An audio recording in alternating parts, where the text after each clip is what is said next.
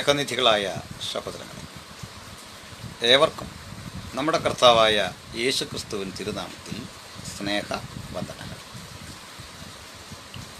ഈ അടുത്ത കാലങ്ങളായി നമ്മുടെ ക്രൈസ്തവ സമൂഹത്തിലെ രണ്ട് വിഭാഗങ്ങൾ തമ്മിൽ തിരുവോരങ്ങളിൽ നടക്കുന്ന അംഗംവിളികളും ഏറ്റുമുട്ടലുകളും സംഘർഷഭരിതമായ ഒരു കാലാവസ്ഥ കേരളക്കരയിൽ സംജാതമാക്കിയിരിക്കുകയാണ്.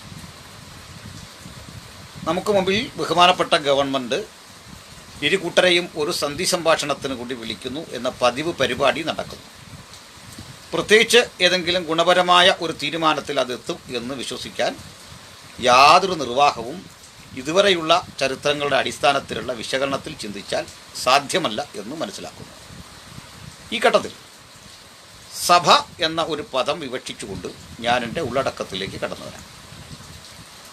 ആദ്യമറിയുക, നമ്മുടെ കർത്താവായ യേശു ക്രിസ്തുവിനെ കാണാൻ ഒരിക്കൽ നിക്കോദിമോസ് എന്ന് പേരായിട്ടുള്ള ധാർമ്മികനായ ഒരു ന്യായപ്രമാണ പണ്ഡിതൻ ചാബുറ എന്നറിയപ്പെടുന്ന ഒരു സഹോദര സംഘത്തിലൂടെ കേട്ട അദ്ദേഹം അങ്ങനെ എത്തുന്ന ഘട്ടത്തിൽ അദ്ദേഹം യേശുവിൻ്റെ അരികിലേക്ക് വന്നു. എന്നിട്ട് കർത്താവിനോട് മൊഴിയുന്നത്, ഗുരു, അങ്ങ് ദൈവത്തിൻ്റെ അരികിൽ നിന്ന് അയക്കപ്പെട്ട ഉപദേഷ്ടാവാണ്. ദൈവം അങ്ങയോടുകൂടെ ഇല്ലെങ്കിൽ അങ്ങ് ചെയ്യുന്ന ഈ പ്രവൃത്തികളെ ചെയ്യുവാൻ ആർക്കും കഴിയില്ലെന്നാണ് എൻ്റെ ധാരണ. അതെനിക്ക് ഉറപ്പാണ്. അദ്ദേഹം തൻ്റെ കൺവിക്ഷൻസ്, യേശുവിനെക്കുറിച്ചുള്ള തൻ്റെ കാഴ്ചപ്പാടുകൾ അവതരിപ്പിക്കുകയാണ്. എത്ര മനോഹരമായ ഒരു നിഗമനത്തിലെത്തിയാണ് നിക്കോദിമോസ് വരുന്നത്. യേശുവിനെ വ്യാജനെന്ന് ആക്ഷേപിക്കുന്ന, യേശുവിനെ അവഹേളിക്കുന്ന, യേശുവിനെ മോശമായി മുദ്ര കുത്തുന്ന യഹൂദ സമൂഹത്തിൽ നിന്ന് വിഭിന്നമായി ചിന്തിക്കുന്ന, അതും അവിടുത്തെ ന്യായാധിപ കൗൺസിലിലെ സുപ്രധാനിയായ ജൂറിമാരുടെ പാനലിൽപ്പെട്ട ഒരു മനുഷ്യൻ അദ്ദേഹം വരുന്നു. പക്ഷേ യേശുവിൻ്റെ മറുപടി കേൾക്കുക, അല്ലയോ നിക്കോദിമോസേ, നീ വീണ്ടും ജനിക്കുന്നില്ലെങ്കിൽ സ്വർഗരാജ്യത്തിൽ പ്രവേശിക്കയില്ല എന്ന് ഞാൻ സത്യമായി നിന്നോട് പറയുന്നു. ജീവിതത്തിൽ ഒരിക്കലും അഭിപ്രായം മൊഴിയാത്ത ദൈവപുത്രൻ്റെ വാക്കാണ് നമ്മൾ കേട്ടത്. നീ വീണ്ടും ജനിക്കണം. ആര്? ഇസ്രായേലിലെ ന്യായപ്രമാണം എന്ന തോറ, നബിയും കെതുബിയും, ആ പുസ്തകങ്ങളുടെ ഉള്ളടക്കങ്ങൾ നന്നായി പഠിച്ച് ന്യായാധിപ സംഘത്തിലിരുന്ന് വിധി പറയാൻ കഴിവുള്ള ഒരു വലിയ ധർമ്മിഷ്ഠനു നേരെയുള്ള യേശുവിൻ്റെ വാക്കുകൾ, നീ വീണ്ടും ജനിക്കണം. വീണ്ടും ജനനം എന്നതാണ് ക്രൈസ്തവ വിശ്വാസത്തിൻ്റെ ആധാരശില. അതിനപ്പുറത്ത് ക്രിസ്ത്യാനിയാകുവാൻ ഏതെങ്കിലും ഒരു വ്യവഹാരമുണ്ടെങ്കിൽ ദയവായി നിങ്ങൾ പറഞ്ഞു തരിക. എന്താണത്? ക്രൈസ്തവനാകാൻ, യേശുവിൻ്റെ അനുഗാമിയാകാൻ ആദ്യം സംഭവിക്കേണ്ടത് വീണ്ടും ജനനമാണ്. അത് ഭൂതകാല പാവങ്ങളോടുള്ള പോരാട്ടമാണ്. തൻ്റെ ജീവിതത്തെ ദൈവത്തിന് ഹിതകരമാം വണ്ണം പുനരാവിഷ്കരിക്കുന്ന, ഈ ദൈവത്തിൻ്റെ സന്നിധിയിൽ നമ്മെ തന്നെ സമർപ്പിക്കുന്ന ഉദാത്ത ജീവിതമാണത്. പാപബോധം മനുഷ്യജീവിതത്തിൽ വന്നിട്ട് ലക്ഷ്യബോധം കരഗതമാക്കി ദൈവമകനായി ജീവിക്കുന്ന അനുഭവ സമ്പന്നമായ അവസ്ഥാവിശേഷമാണ് ആ വീണ്ടും ജനനത്തിലൂടെ സംഭവിക്കുന്നത്. ക്രിസ്തുവിൽ ഒരു പുതുമനുഷ്യനാവുക, ഇതാണല്ലോ വീണ്ടും ജനനം. അപ്പോൾ ഇത് കൂടാതെ സഭാ രജിസ്റ്ററിലെ പേരോ സംഘടനയിലെ അംഗത്വമോ സഭാ ട്രസ്റ്റി ആയതോ സഭാ പ്രസിഡൻ്റായതോ ആജീവനാന്തം മെത്രാനായതോ ബിഷപ്പായതോ ഒന്നും സഭയിൽ അംഗമാകാൻ ഉള്ള വഴിയേ അല്ല. സ്നേഹിത, നിങ്ങൾ ആദ്യം ചിന്തിക്കേണ്ടത്, നിങ്ങളൊരു സംഘടനയുടെ രജിസ്റ്ററിൽ പേരുണ്ട് എന്ന് കരുതി സ്വർഗരാജ്യത്തിന് അവകാശിയാവില്ല. അത് പെന്തക്കോസ്താകട്ടെ, ബ്രദറനാകട്ടെ, ബാപ്റ്റിസ്റ്റാകട്ടെ, ചർച്ച് ഓഫ് ക്രൈസ്റ്റ് ആകട്ടെ, മെത്തഡിസ്റ്റ് ആകട്ടെ, ക്രിസ്റ്റാഡൽഫിയനാകട്ടെ, യഹോവ വിറ്റ്നസ് ആകട്ടെ, ഓർത്തഡോക്സ് ആകട്ടെ, CSI ആകട്ടെ, CNI ആകട്ടെ, ലൂതറനാകട്ടെ, സെവന്ത് ഡേ അഡ്വൻറ്റിസ്റ്റ് ആകട്ടെ, നിങ്ങൾ ഓർത്തഡോക്സോ യാക്കോബക്കാരനോ നിങ്ങൾ കത്തോലിക്കനോ ഏതു സഭയുടെ അംഗമാണ് എന്ന് പറഞ്ഞാൽ ഓർക്കുക, ഇവയെല്ലാം ഓർഗനൈസേഷൻസ്, സംഘടനകൾ മാത്രം. ക്രിസ്തു വിഭാവനം ചെയ്ത സഭ സംഘടനയല്ല. ക്രിസ്തു വിഭാവനം ചെയ്ത സഭ ട്രസ്റ്റോ ചാരിറ്റബിൾ സൊസൈറ്റിയോ ഒന്നുമല്ല. അപ്പോൾ ഇതൊക്കെ എന്തിനാണ്? തീർച്ചയായിട്ടും ആവശ്യമാണ്. കാരണം ഭൂമിയിൽ ജനം പെരുകി, സഭാംഗങ്ങളുടെ എണ്ണം വർദ്ധിച്ചു, ആത്മീയ ഭൗതികമായ വ്യവഹാരങ്ങളുടെ സാധ്യതകൾ വർദ്ധിച്ചു. അതിന് അനുപേക്ഷണീയമായ വിധത്തിൽ നമുക്ക് സാമൂഹ്യ ക്രമങ്ങളെ ചിട്ടപ്പെടുത്തേണ്ടതുണ്ട്. അതിന് സംഘടന വേണം, അതിന് പ്രസ്ഥാനങ്ങൾ ഉണ്ടാകണം. പക്ഷേ അവ ദൈവസഭയാണ് എന്ന് വിശ്വസിക്കുന്ന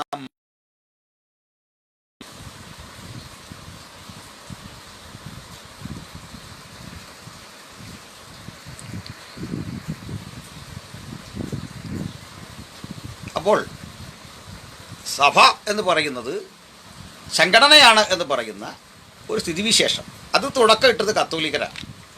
കത്തോലിക്കർ പറയുന്നത് ഏകവും ശ്ലൈഹികവും കാതോലികവും ഒക്കെയായ സഭ ഇതാണ്. ഏറ്റവും തെറ്റാത് കത്തോലിക്ക സഭ തുടങ്ങുന്നത് എന്നാണെന്ന് കൃത്യമായി ചരിത്രം പഠിച്ചവർക്കറിയാം. ഗ്രിഗറി ഒന്നാമൻ പോപ്പ് AD 590 ആരംഭിച്ച പ്രസ്ഥാനമാണ് വാസ്തവത്തിൽ കാത്തലിക് ചർച്ച്. അവിടെ മുതലിങ്ങോട്ടെ കത്തോലിക്ക സഭയുള്ളൂ. അതിനു മുമ്പൊന്നും കത്തോലിക്ക സഭ കാണാൻ നിങ്ങൾക്ക് ചരിത്രത്തിൽ എത്ര പരതിയാലും പറ്റില്ല. അപ്പോൾ വിഗ്രഹങ്ങളുള്ള, മറിയഭക്തിയുള്ള, കുരിശും കൊടയും പൂജാബിംബങ്ങളും ഒക്കെയുള്ള ദൈവത്തിൻ്റെ ദാസന്മാരായി ഒരിക്കൽ അറിയപ്പെട്ടവരെ മധ്യസ്ഥരാക്കി മാറ്റി അവരോട് പ്രാർത്ഥിക്കുന്ന ഇടപെടലൊക്കെ ഉള്ള ഈ നവമതത്തിൻ്റെ ആരംഭം AD 590 ഇസ്ലാം മതവും കാത്തലിസിസവും തമ്മിൽ ഏതാണ്ട് അടുത്തടുത്ത കാലഘട്ടങ്ങളിൽ രൂപീകരിക്കുന്ന രണ്ട് മതങ്ങളാണ്. എന്നാൽ അവരാണ് പറയുന്നത് ബൈബിള് തന്നു, അവരാണ് ഒന്നാമത്തെ സഭ. വളരെ തെറ്റ്. ആ സഭയിൽ നിന്ന് വിഘടിച്ചു പോയവരൊന്നുമല്ല ലോകത്തിലെ ഇതര ക്രിസ്ത്യാനികൾ. യഥാർത്ഥ സഭയിൽ നിന്ന് വിഘടിച്ചു പോയവരാണ് കാത്തലിക്സ് എന്ന് പറയുന്നത്. ഇപ്പോൾ നമുക്ക് കാത്തലിക്സ് അല്ല ഇവിടെ വ്യവഹാര വിഷയം. നമുക്ക് ഈ ഓർത്തഡോക്സ് എന്ന ഈ സമൂഹത്തെക്കുറിച്ച് ഒന്ന് പഠിക്കേണ്ടതുണ്ട്. AD 451 കാൽക്കതോന്യ സുന്നഹദോസ് ഉണ്ടാകും. ആ കാൽക്കതോന്യ സുന്നഹദോസിൽ യേശുക്രിസ്തുവിൻ്റെ ദൈവമനുഷ്യ സ്വഭാവം വിശകലനം ചെയ്യുന്ന ഘട്ടത്തിൽ അതിനോട് അവിടെ ഉരുത്തിരിഞ്ഞ ആ ചിന്താഗതികളോട് വിയോജിപ്പ് പ്രകടിപ്പിച്ചുകൊണ്ട് ഒരു സമൂഹം മാറുന്നു. ഈ സമൂഹം പിൽക്കാലഘട്ടത്തിൽ 542 ആകുമ്പോൾ യാക്കോബ് ബുർദാനയുടെ നേതൃത്വം അംഗീകരിച്ച് യാക്കോബായ എന്ന നാമധേയം അംഗീകരിച്ചു മാറുന്നു. അപ്പോൾ യാക്കോബ് ബുർദാനായുടെ അനുഗാമികൾ എന്ന പേരിൽ യാക്കോബായ എന്ന പേര് അവർക്കുണ്ടായി. എന്നാൽ കാൽക്കതോന്യ സുന്നഹദോസ് അംഗീകരിച്ച് നിന്ന ആളുകൾ ഓർത്തഡോക്സ്, അതായത് സ്തുതി ചൊവ്വാക്കപ്പെട്ടവർ എന്ന അർത്ഥം വരുന്ന ഓർത്തഡോക്സോസ് എന്ന ഗ്രീക്ക് പദം സ്വീകരിച്ചുകൊണ്ട് ഒരു സമൂഹമായി നിലകൊണ്ടു. അങ്ങനെ ചിന്തിച്ചാൽ എന്നാൽ പിൽക്കാലത്ത് യാക്കോബായ സമൂഹവും ഓർത്തഡോക്സ് എന്ന പേരിലേക്ക് അവരുടെ വിശ്വാസധാരയെ മാറ്റി ചിട്ടപ്പെടുത്തി. പക്ഷേ നമ്മൾ പിന്നീടുള്ള ചരിത്രത്തിൽ ഇവരെ തമ്മിൽ തിരിച്ചറിയാൻ ഓറിയൻ്റൽ ഓർത്തഡോക്സ് എന്ന് യാക്കോബായ സമൂഹങ്ങളെ വിവക്ഷിക്കാനുള്ള സാഹചര്യമുണ്ടായി. മലങ്കരയിലെ ക്രിസ്തീയ സഭയൊക്കെ ഓറിയൻ്റൽ ഓർത്തഡോക്സ് വിശ്വാസം പിന്തുണയ്ക്കുന്ന കാൽക്കതോന്യ സുന്നഹദോസിനെതിരെ നിലകൊള്ളുന്ന സഭാ സമൂഹങ്ങളാണ്. അപ്പോൾ നമുക്ക് 451 മുമ്പ് ഒരു ഓർത്തഡോക്സുകാരനെ കണ്ടുപിടിക്കാനാവില്ല. 590 ശേഷം മുമ്പ് ഒരു കത്തോലിക്കനെ നിങ്ങൾക്ക് കണ്ടെത്താനായിട്ട് സാധിക്കില്ല, ഒരിക്കലും സാധിക്കില്ല. ഇനി അതൊക്കെ പോട്ടെ, നമുക്കത് ഒത്തിരി സങ്കീർണ ചരിത്രമാകും. നമ്മൾ ആ രൂപത്തിലേക്ക് പോയി കഴിഞ്ഞാൽ കാര്യങ്ങൾ എളുപ്പം മനസ്സിലാക്കാനും പ്രയാസം വരും. ഞാൻ വളരെ ലളിതമായിട്ട് നമ്മുടെ മലങ്കര ചർച്ചിൽ നിന്ന് തന്നെ ആരംഭിക്കാം. മലങ്കരയിലെ ക്രിസ്തീയ സമൂഹത്തിൻ്റെ ആ ചരിത്രത്തിൽ നിന്ന് തന്നെ ആരംഭിക്കാം. ആദ്യം പറയട്ടെ, 1653 കൂനംകുരിശ് സത്യത്തിന് ശേഷമാണ് നമുക്ക് വാസ്തവത്തിൽ ഒരു നല്ല ചരിത്ര അവബോധം ഈ വിഷയത്തിൽ ഉണ്ടാകുന്നത്. അതുകൊണ്ട് കേരള ക്രൈസ്തവ സഭയുടെ ചരിത്രത്തിന് 3 ഘട്ടങ്ങൾ, അത് പഠന സൗകര്യാർത്ഥം കുറേ കൂടി വിപുലമാക്കാമെന്നാണ് എനിക്ക് തോന്നുന്നത്. ഒന്ന്, നമുക്ക് നമ്മുടെ മുമ്പിൽ വേണ്ടത്ര തെളിവുകളില്ലാത്ത ഏറ്റവും പ്രാക്തനമായ ഒരു കാലഘട്ടം, അതായത് 16-ാം നൂറ്റാണ്ടിന് മുമ്പുള്ള 15 നൂറ്റാണ്ടുകൾക്ക് മുമ്പുള്ള ഒരു ക്രിസ്തീയ ചരിത്രം.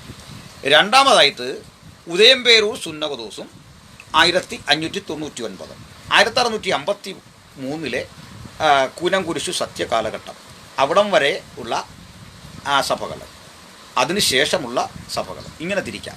അല്ലെങ്കിൽ മറ്റൊരർത്ഥത്തിൽ പറഞ്ഞാൽ പ്രാചീനമായ ഒരു ക്രിസ്തീയ സഭയുടെ ചരിത്രം, കാത്തലിക്സ് അധിനിവേശം നടന്ന ഒരു കാലഘട്ടം, അത് 54 വർഷങ്ങളേ ഉള്ളൂ. അതിനുശേഷമുള്ള ക്രൈസ്തവ സഭയുടെ ചരിത്രം, അതായത് 1653 ശേഷം. മറ്റൊരു രൂപത്തിൽ പറഞ്ഞാൽ 653 മുമ്പും പിമ്പും എന്ന് വേണമെങ്കിൽ രണ്ടായും തിരിക്കാം, ഏതായാലും തെറ്റില്ല. അപ്പോൾ നമുക്ക് 1653 മുമ്പുള്ള ഒരു ചരിത്രം പരതിയാൽ നിങ്ങൾക്കൊരു കാര്യം മനസ്സിലാവും. നമ്മുടെ മുമ്പിൽ വിശ്വസനീയമായ ഒരു ചരിത്ര രേഖ ഇന്ത്യയിലെ ക്രിസ്ത്യാനിറ്റിയെക്കുറിച്ച് ഇല്ല. ഇന്ത്യയിലെ ക്രിസ്ത്യാനിറ്റിയെക്കുറിച്ച് കിട്ടാവുന്ന രേഖകളിൽ ഏറ്റവും വലുത് AD 190 ഇന്ത്യ സന്ദർശിച്ചു എന്ന് വിശ്വസിക്കപ്പെടുന്ന പാൻറ്റീനസ് എന്നു പേരായ സഞ്ചാരിയുടെ വിവരണമാണ്. ഈജിപ്തിലെ ഒരു വൈദിക സെമിനാരിയുടെ റെക്ടർ നമ്മുടെ നാട്ടിലേക്ക് ഡിമിട്രിയോസ് എന്ന മെത്രാൻ്റെ നിർദ്ദേശപ്രകാരം ഇവിടേക്ക് ബ്രാഹ്മൺസിനെ സുവിശേഷം അറിയിക്കാനായിട്ട് വന്നു എന്നാണ്. അതിലെ തന്നെ ഒരു തെറ്റ്, ഈ 2-ാം നൂറ്റാണ്ടിലൊന്നും ബ്രാഹ്മൺസ് കേരളത്തിലില്ല. കാരണം കേരളം കടന്നു പോകുന്നത് സംഘകാലഘട്ടത്തിലൂടെയാണ്. BC 2 മുതൽ AD 3 നൂറ്റാണ്ട് വരെയുള്ള, BC 2-ാം നൂറ്റാണ്ട് മുതൽ AD 3-ാം നൂറ്റാണ്ട് വരെയുള്ള സംഘകാലഘട്ടത്തിലൊന്നും ബ്രാഹ്മൺസ് ഇന്ത്യയിലില്ല. ബ്രാഹ്മൺസിൻ്റെ ഇന്ത്യയിലെ കുടിയേറ്റത്തെക്കുറിച്ച് നമുക്ക് ലഭിക്കുന്ന ആധികാരിക കൃതി ബ്രാഹ്മൺ സെറ്റിൽമെൻറ്റ് ഇൻ ഇന്ത്യ എന്ന പേരിൽ ചരിത്ര പണ്ഡിതനായ കേശവൻ വെളുത്താട്ടിൻ്റെ കൃതിയാണ്. അപ്പോൾ ആ ഇതര കൃതികളിലുമൊക്കെ തന്നെ ബ്രാഹ്മൺസിൻ്റെ ആധിപത്യം കാണുന്നില്ല. അതിലും ഈ കൊങ്കിണി ബ്രാഹ്മണർ എന്ന് പറയുന്ന ഗൗഡസാര സമൂഹം തന്നെ വരുന്നത് 16-ാം നൂറ്റാണ്ടിന് ശേഷമാണ്. ഇനി നമുക്ക് ആ ചരിത്രം ഞാൻ മുമ്പൊരു ഘട്ടത്തിൽ പറഞ്ഞിട്ടുണ്ട്, അതുകൊണ്ട് കൂടുതൽ അവിടേക്ക് പോകുന്നില്ല. മറ്റൊരു നിലയിലേക്ക് പറഞ്ഞാൽ, അങ്ങ് ഗംഗാ സമതലം കഴിഞ്ഞിട്ട് വിന്ധ്യ പർവ്വത താഴ്വരകളിൽ കൂടി 2ആയി വിഭജിക്കപ്പെട്ട് 2 കടലുകൾ, അതായത് കിഴക്കും പടിഞ്ഞാറുമുള്ള കടൽ തീരങ്ങളിൽ കൂടി സഞ്ചരിച്ച് തെക്കൻ മുനമ്പിലേക്ക് കേരളത്തിലേക്ക് ബ്രാഹ്മൺസ് എത്തുന്നത് 8-ാം നൂറ്റാണ്ടൊക്കെ കൂടിയാണ്. അപ്പോൾ ഈ ബാക്ട്രിയൻ ബിഷപ്പ് ആയിട്ടുള്ള ഡിമിട്രിയോസിൻ്റെ നിർദ്ദേശപ്രകാരം നമ്മുടെ ഇവിടേക്ക് വന്നിട്ടുള്ള പാൻറ്റീനസിൻ്റെ കാര്യം, പാൻറ്റീനസ് 190 ഇവിടെ വന്നിട്ട് ഇവിടെ വന്ന് ആളുകളെ കണ്ടപ്പോൾ ഇവിടെ അരാമ്യ ഭാഷയിലുള്ള മത്തായിയുടെ സുവിശേഷം വായിക്കുന്നവരെ കണ്ടു എന്നാണ്. ഈ അരാമ്യയോ എബ്രായോ എന്ന കാര്യത്തിലും തർക്കം നിൽക്കുന്നു. അതൊരു വലിയ തർക്കമല്ല. ഏതായാലും ഒരു സെമിറ്റിക് ഭാഷയിൽ, എബ്രായ ഓർ അരാമിയ ഭാഷയിൽ മത്തായിയുടെ സുവിശേഷം ഉപയോഗിക്കുന്ന ഒരു സമൂഹത്തെ ഇവിടെ കണ്ടു. അപ്പോൾ ഇതാണ് നമുക്കുള്ള രേഖ. ഇനിയുള്ള രണ്ടാമത്തെ രേഖ AD 522 കോസ്മോസിൻ്റെ, നെസ്റ്റോറിയൻ സഞ്ചാരിയായ കോസ്മോസിൻ്റെ ഇന്ത്യക്ക പെരിപ്ലസിലെ വിവരണങ്ങളാണ്. അവിടെയും എടുത്താൽ നമുക്ക് കാണാനൊക്കെ സാധിക്കുന്നത്, അദ്ദേഹം ഇവിടെ വന്നപ്പോൾ ഒരു ചർച്ച് കണ്ടു, അല്ലെങ്കിൽ ഇവിടെ മലങ്കരയിൽ പ്രാർത്ഥനാ കൂട്ടങ്ങളെ കണ്ടു, ക്രൈസ്തവരെ കണ്ടു എന്നാണ്. ഈ ക്രൈസ്തവരെ കണ്ടു എന്ന വിശ്വാസത്തിൽ ആർക്കും എതിർപ്പില്ല. ചരിത്രകാരന്മാർ അങ്ങനെ പറയുന്ന നമ്മുടെ പാൻറ്റീനസിൻ്റെ സന്ദർശനത്തെ സഭാചരിത്രകാരനായ യൗസേബിയസ് ഉദ്ധരിക്കുന്നു. ഇതിലൊന്നും എനിക്ക് തർക്കമില്ല. പക്ഷെങ്കിൽ അവരൊക്കെ പറഞ്ഞത് ക്രൈസ്തവരെ കണ്ടു, അല്ലെങ്കിൽ ഏതെങ്കിലും രൂപത്തിൽ ക്രിസ്തീയതയുടെ അംശങ്ങൾ ഉൾക്കൊണ്ട സമൂഹത്തെ കേരളത്തിൽ കണ്ടു. ആ കാര്യത്തിൽ എനിക്കെന്നല്ല ആർക്കും തർക്കമില്ല. പക്ഷേ അതൊരു കെട്ടുകഥയോട് ചേർത്ത് തുന്നിപ്പിടിപ്പിച്ചിട്ട് AD 48 തക്ഷശിലയിലേക്ക് അഫ്ഗാൻ കടന്ന് അങ്ങ് അലക്സാണ്ട്രിയയിൽ നിന്ന് സെയിൻറ്റ് തോമസ് ഇന്ത്യയിലെത്തിയെന്നും ഹാബാൻ എന്ന ഒരു വണിക്ക് തനിക്കൊപ്പോൾ ഒരു ചക്രവർത്തിയാണെന്നും പറയുന്നു. അദ്ദേഹം എത്തിയിട്ട് ഗോണ്ടാഫോറസ് എന്ന തക്ഷശിലയിലെ രാജാവിനെ കണ്ടെന്നും ആ ഗോണ്ടാഫോറസിനോട് അദ്ദേഹം പരിചയപ്പെടുത്തി ഇദ്ദേഹം കെട്ടിടം പണിയുന്ന ആളാണെന്നും തനിക്ക് മികച്ച നിലയിൽ ശില്പവിദ്യയോടുകൂടി ഒരു കെട്ടിടം പണിയാൻ അദ്ദേഹത്തിൻ്റെ പക്കൽ പണം ഏൽപ്പിക്കുന്നെന്നും ഈ പണം കൊണ്ട് തോമസ് ഇന്ത്യയിൽ സുവിശേഷം അറിയിച്ചെന്നും ഒടുക്കം ഈ കൊട്ടാരം കാണാൻ ചക്രവർത്തി വരുമ്പോൾ നിനക്ക് വേണ്ടിയുള്ള കൊട്ടാരം ഞാൻ സ്വർഗത്തിലാണ് പണി കഴിപ്പിച്ചത് എന്ന് സെയിൻറ്റ് തോമസ് പറഞ്ഞെന്നും ഒടുവിൽ സെയിൻറ്റ് തോമസിനെ തുറുങ്കിലടച്ചെന്നും തുറുങ്കിൽ കിടക്കുന്ന വേളയിൽ ഈ ഗോണ്ടാഫോറസിൻ്റെ ബ്രദർ സന്നിപാത ജ്വരം ബാധിച്ച് മരണത്തോളം എത്തിയെന്നും ആ മരണസമയത്ത് ഒരു ദർശനം കണ്ടെന്നും ഗോണ്ടാഫോറസിന് വേണ്ടി സ്വർഗത്തിൽ ഒരു മനോഹര മാളിക ഉണ്ടായിരിക്കുന്നു എന്നുള്ള കഥകളുമൊക്കെ പ്രചരിച്ചു.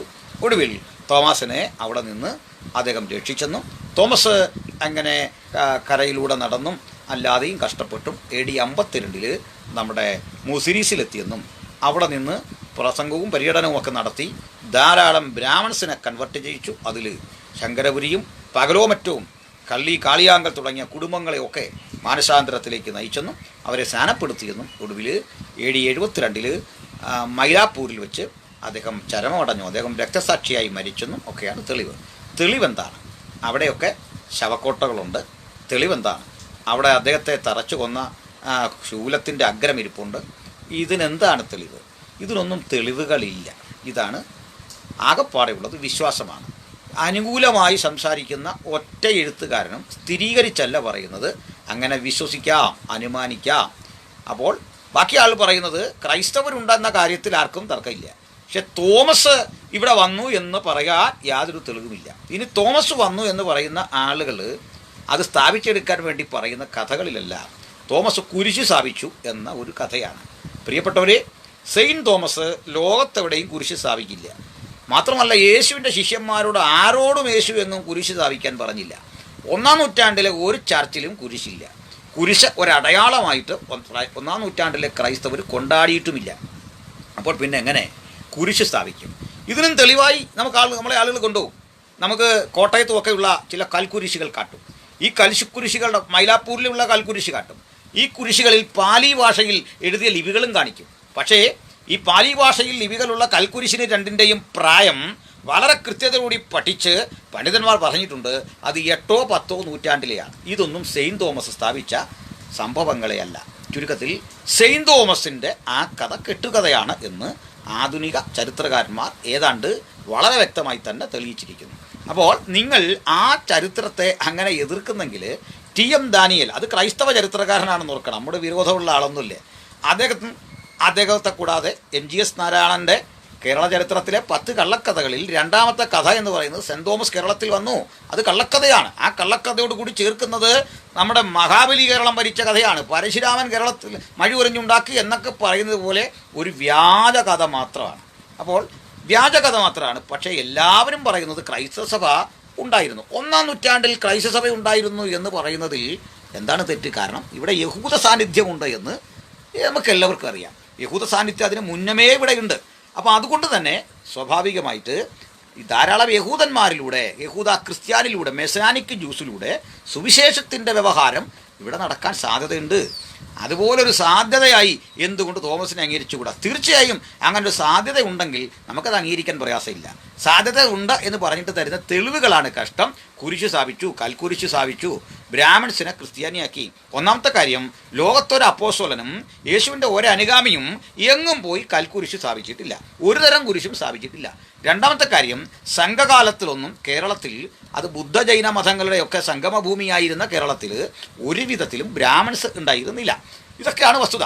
അപ്പോൾ ഒന്നിനോട് ചേരാത്ത അടുത്ത ചരിത്രം പറഞ്ഞുകൊണ്ട് തോമാസ് ലീഹയുടെ സിംഹാസനത്തെക്കുറിച്ച് അഭിരമിക്കുകയാണ് നമ്മുടെ ഓർത്തഡോക്സ് കുഞ്ഞുങ്ങൾ എന്നത് എത്ര കഷ്ടമായ, എത്ര ചരിത്ര നിഷേധമാണ്, തമാശയാണ് എന്നുള്ളതാണ് സത്യം.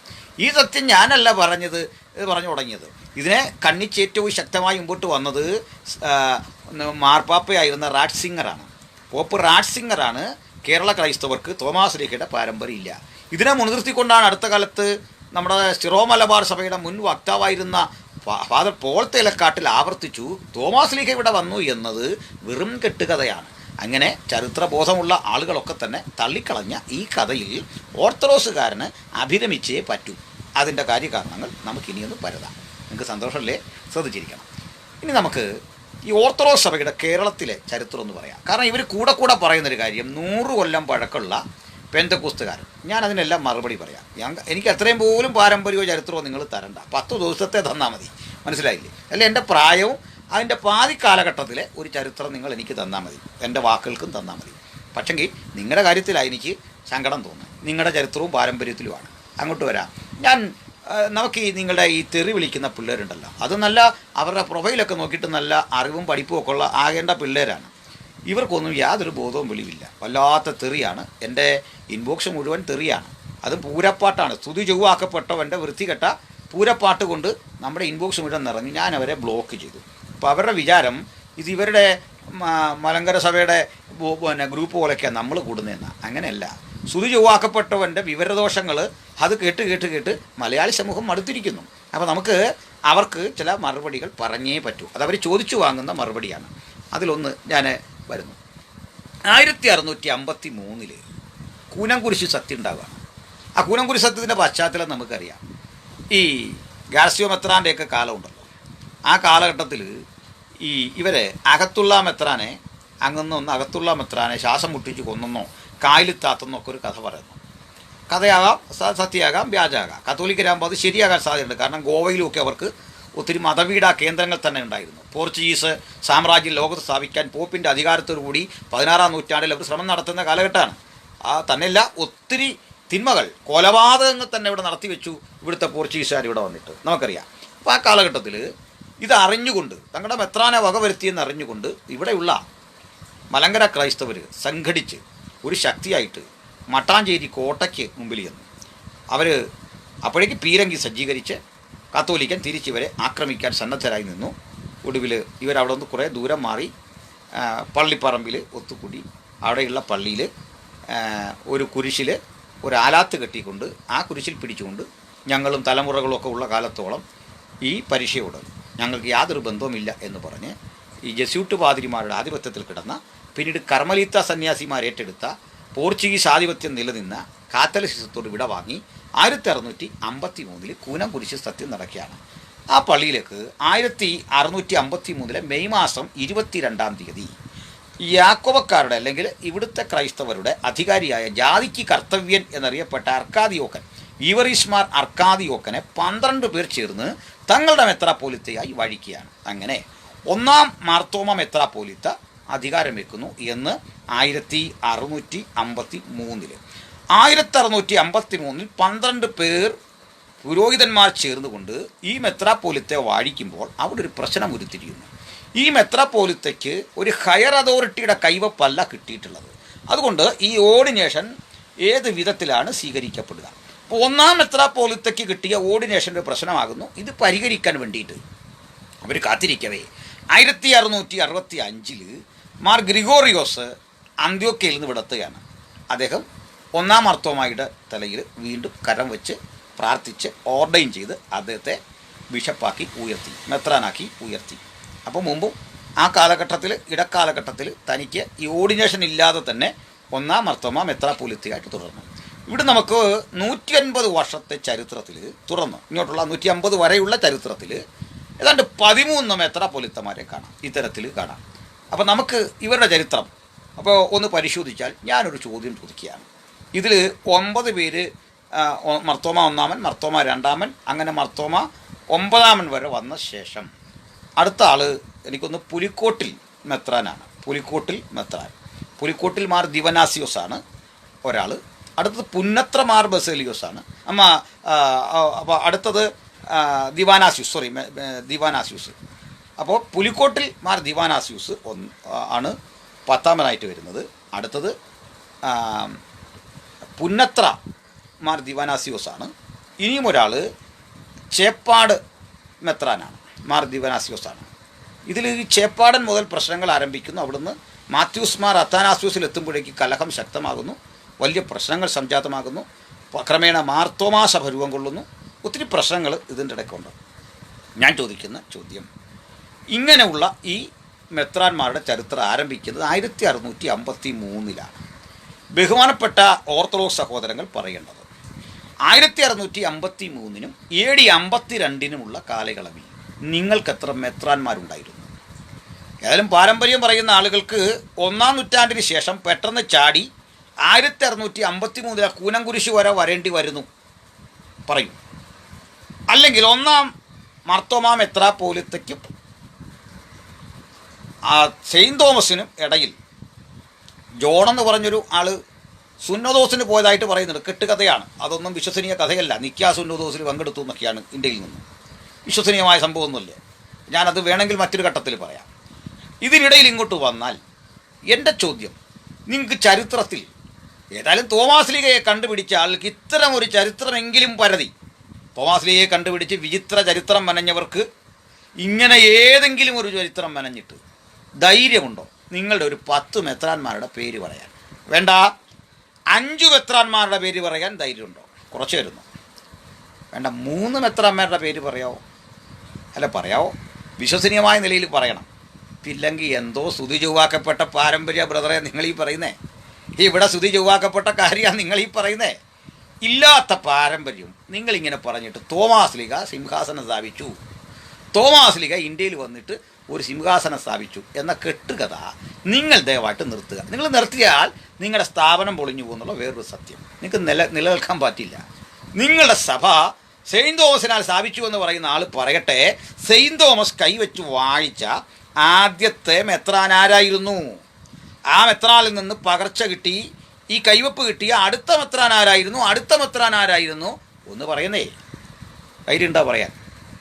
1653 മെയ് 22 ഗീവറീസ് മാർ അർക്കാദിയോക്കനെ 12 പേർ ചേർന്ന് വാഴിക്കുന്നിടം മുതൽ നമുക്ക് വേണമെങ്കിലൊരു ചരിത്രം മെനയാം.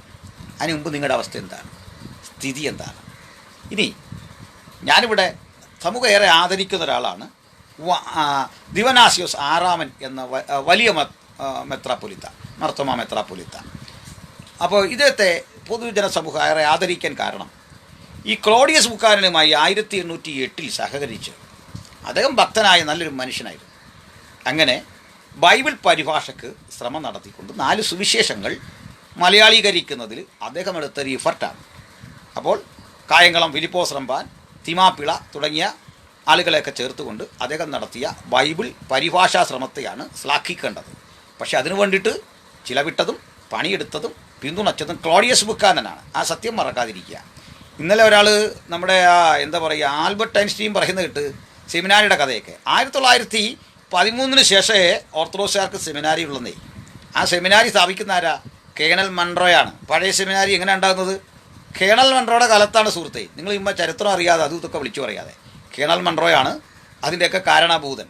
അപ്പോൾ ഇവർ എന്തൊക്കെയോ പാരമ്പര്യമുണ്ട്, വലിയ സമ്പത്താണ്, സൗകര്യമാണെന്നൊക്കെ പറഞ്ഞിരിക്കുന്ന ആൾ മനസ്സിലാക്കേണ്ടത് ഈ വലിയ മർത്തോമാ മെത്രാപ്പൊലിത്തയുടെ കാലം വരെ അങ്ങേറ്റം ദാരിദ്ര്യത്തിലും കഷ്ടപ്പാടിലുമൊക്കെ കടന്നു പോയിട്ടുള്ള ഒരു സമൂഹമാണ് ഈ ഓർത്തഡോക്സുകാരുടെ ദയനീയ അവസ്ഥ ഞാൻ മുമ്പും പറഞ്ഞിട്ടുണ്ട്. ദിവനാസിയോസ് നമ്മുടെ ലോർഡ് ഗാംബിയർക്ക് അയച്ച കത്ത് ഞാൻ പലയാവർത്തി പറഞ്ഞിട്ടുണ്ട്, ഇവിടെ ആവർത്തിക്കുന്നില്ല.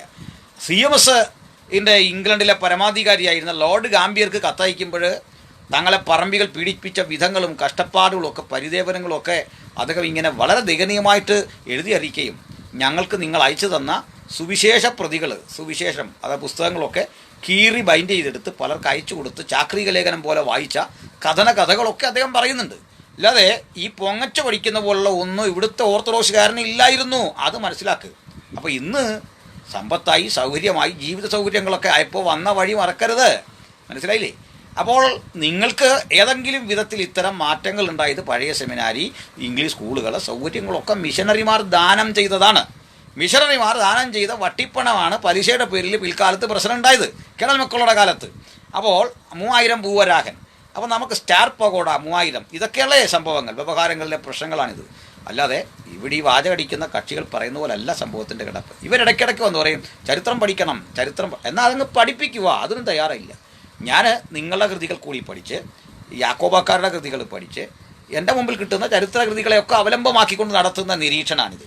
അപ്പോൾ നിങ്ങളെ സംബന്ധിച്ചിടത്തോളം ഒരു വിധത്തിലും സാമ്പത്തികമായ സാമൂഹ്യമായ ഒരു സ്ഥാനമാനങ്ങളോ സൗകര്യങ്ങളോ ഇല്ലാതെ അങ്ങേയറ്റം കഷ്ടപ്പെട്ടു പോയ ആളുകളാണ് ഓർത്തഡോക്സുകാർ.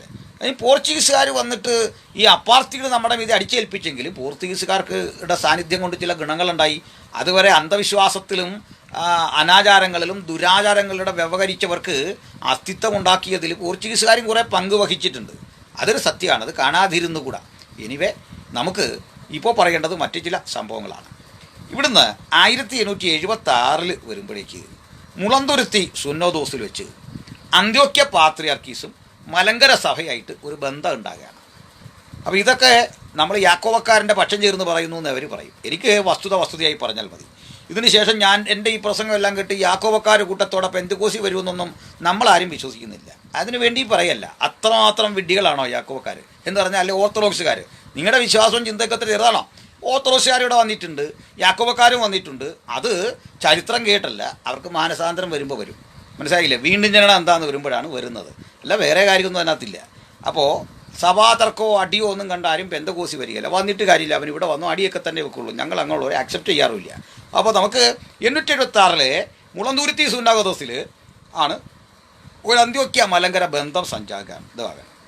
അപ്പോൾ 1865 അന്ത്യോക്യ പാത്രിയാർക്കീസിൽ നിന്ന് പുലിക്കോട്ടിൽ ജോസഫ് ദിവനാസിയോസ് മെത്രാപ്പൊലിത്ത മേൽപ്പട്ടം കൈക്കൊള്ളുകയാണ്. അപ്പോൾ ഇന്നിപ്പോൾ ഇതൊക്കെ ഇച്ചിച്ചി എന്ന് പറയുന്ന കക്ഷികൾ എപ്പോഴാണ് ബോധോദയം ഉണ്ടായെന്ന് പറയാം. അന്ത്യോക്യയിലെ പാത്രിയാർക്കീസ് ഇവിടെ വരരുത്, വന്നു കഴിഞ്ഞാൽ വിഷയമാണ്. ഇതൊക്കെ പറയുന്ന കക്ഷികൾ ആദ്യം ഇത് സ്വീകരിച്ചെന്നേ, ഇതൊക്കെ സ്വീകരിച്ച് അതാ രസം. ഇനി 1911 പത്രോസ് പാത്രിയാർക്കീസിൻ്റെ കാലം മുതൽ തർക്കം ആരംഭിക്കുക. അത് 12 ആകുമ്പോൾ ഔദ്യോഗികമായിട്ടുണ്ടാകുകയാണ്. അപ്പോൾ ജോൺസൺ ചോദിക്കുന്നു 3000 പൂവരാഹൻ, ജോൺസൺ MK അവർ ചോദിക്കുന്നു. അത് 10500 ഇന്ത്യൻ റുപ്പിയാണ് കേട്ടോ. ശരി. അപ്പോൾ 1911 പത്രോസ് പാത്രിയാർക്കീസ് ഒരു പണി ചെയ്തു. ഈ പാത്രിയാർക്കീസുമാർക്കൊരു വിനോദമുണ്ട്. ഇവിടുന്ന് ആരെങ്കിലും, അത് പാത്രിയാർക്കീസിനെ മാത്രം കുറ്റം പറയുന്നു, സകല ലീഡർമാർക്കും, സകല സഭകളിലെ ലീഡർമാർക്ക്, അത് പെന്തിക്കോസ് ആയാലും, അത് ബാപ്റ്റിസ്റ്റ് ആയാലും, അതല്ലെങ്കിൽ കത്തോലിക്ക ആയാലും, അതല്ലെങ്കിൽ ഓർത്തഡോക്സ് ആയാലും, യാക്കോബയാണെങ്കിലും അവർക്കൊരു സ്വഭാവമുണ്ട്. ഈ നുണ പറയുന്നവരോട് വലിയ സ്നേഹമാണ്. ക്രിസ്ത്യാനിയുടെ പൊതുവെ, അത് ഈ രാഷ്ട്രീയക്കാർക്കും അങ്ങനെയാണ്. എല്ലാ രാഷ്ട്രീയ നേതാക്കളെയും തെറ്റിക്കുന്നത് ഒപ്പം നിന്ന് നുണ പറയുന്ന, ഈ ചെവി കടിച്ചു കുറച്ച് തിന്നുന്ന കുറേ ആളുകളുണ്ടാവും. അത് കാതോലിക്ക ബാവയാണെങ്കിലും കൊള്ളാം, ദേവലോകരന്മാരിലിരിക്കുന്ന കാതോലിക്ക ബാവയാണെങ്കിലും കൊള്ളാം, മറ്റേ പാത്രിയാർക്കീസ് ബാവയുടെ മെത്രാനാണെങ്കിലും കൊള്ളാം, ആരാണെങ്കിലും കൊള്ളാം, പെന്തിക്കോസിലെ നേതാവാണെങ്കിലും കൊള്ളാം, ഇവർക്കെല്ലാം ഇഷ്ടം ഈ നുണ പറയുന്ന ആളുകളോട് ഒരു വലിയ സന്തോഷമാണ്. അവരവരെ വഴി തെറ്റിക്കും. അങ്ങനെ നമ്മുടെ നാട്ടിൽ നിന്നൊക്കെ വിളിച്ചു പറഞ്ഞു ഇടപെട്ടും, അന്ന് ഫോണൊന്നുമില്ല, വളരെ കഷ്ടപ്പെട്ട് പോയിട്ട് ഇദ്ദേഹത്തെ സ്വാധീനിച്ച് പത്രോസ് പാത്രിയാർക്കീസ് ദിവനാസിയോസ് 6 അങ്ങ് മുടക്കി. അവിടെ മുതൽ പ്രശ്നം ആരംഭിക്കുകയാണ്. അപ്പോൾ വിട്ടില്ല. ഈ മുടക്കം വന്നിട്ട് അടുത്ത കക്ഷികൾ 1912 അബ്ദുല്ല മഷിയ മാർ ബെസേലിയോസ് പൗലോസ് പ്രഥമനെ വാഴിക്കുന്നു. അങ്ങനെ ഫലത്തിൽ മലങ്കര ഒരു സ്വതന്ത്ര കാതോലിക്കായിട്ടായിട്ട് മാറുകയാണ്.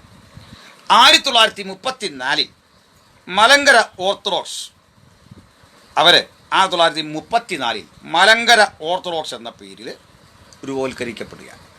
അപ്പോൾ നമുക്ക് 1906 ചരിത്രവും പണ്ഡിതരമ്മവായുടെ ചരിത്രവും ചാൾസ് പെർഹാമിൻ്റെ ചരിത്രവും ഒക്കെ പറഞ്ഞ് നമ്മളെ അസൂസ തെരുവിലെ ചരിത്രവും പറയുന്നവർ, നിങ്ങൾക്കൊരു പ്രസ്ഥാനം ഉണ്ടാകുന്നത് 1934 അപ്പോൾ 1934 മുതൽ ഇന്ത്യയിലെ ഓർത്തഡോക്സുകാരന് ചരിത്രമുള്ളൂ സുഹൃത്തെ. അപ്പോഴത്തെ ചരിത്രം കെട്ടുപിണഞ്ഞ് 2 കൂട്ടർ എടുക്കുകയാണ്, മനസ്സിലായോ? ആ എടുപ്പ് നോക്കി പുറകോട്ട് പോയി കഴിഞ്ഞാൽ അവർ പറയും കത്തോലിക്കനാണ് ശരി.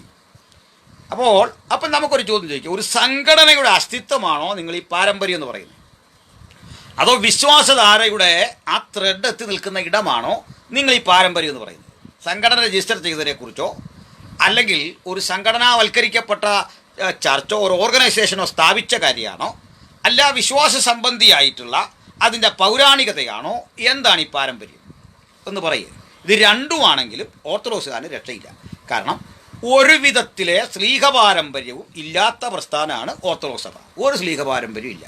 ഞാൻ പറഞ്ഞു, തോമാസീകയുടെ പാരമ്പര്യം ഇവിടുത്തെ ഒരുത്തന്നെ അവകാശപ്പെടാൻ സാധിക്കില്ല. കെട്ടുകഥകൾ കൊണ്ട് മുഴച്ചിരിക്കുന്ന ആ സംഭവ വികാസങ്ങളെ മുഴുവൻ ഇതാ തകർത്ത് കളഞ്ഞിരിക്കുന്നു. ആ കഥ നിലനിൽക്കില്ല.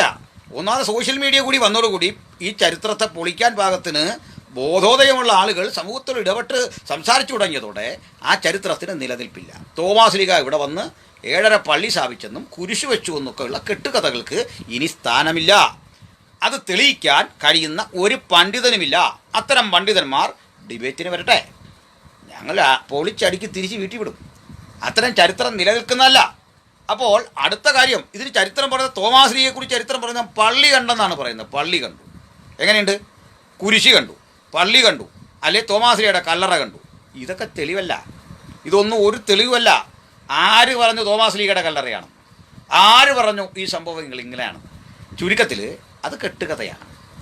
രണ്ടാമതായിട്ട് ഇനി സ്ലീഹന്മാരുടെ പഠനങ്ങളുണ്ട്, അവരുടെ അധ്യയനങ്ങളുണ്ട്, അവരുടെ ജീവിതചര്യകളുണ്ട്, അവരുടെ അനുശാസനങ്ങളുണ്ട്, അവരുടെ ദിവ്യ പ്രബോധനങ്ങളുണ്ട്, അവരുടെ ദിവ്യാനുഭവങ്ങളുണ്ട്.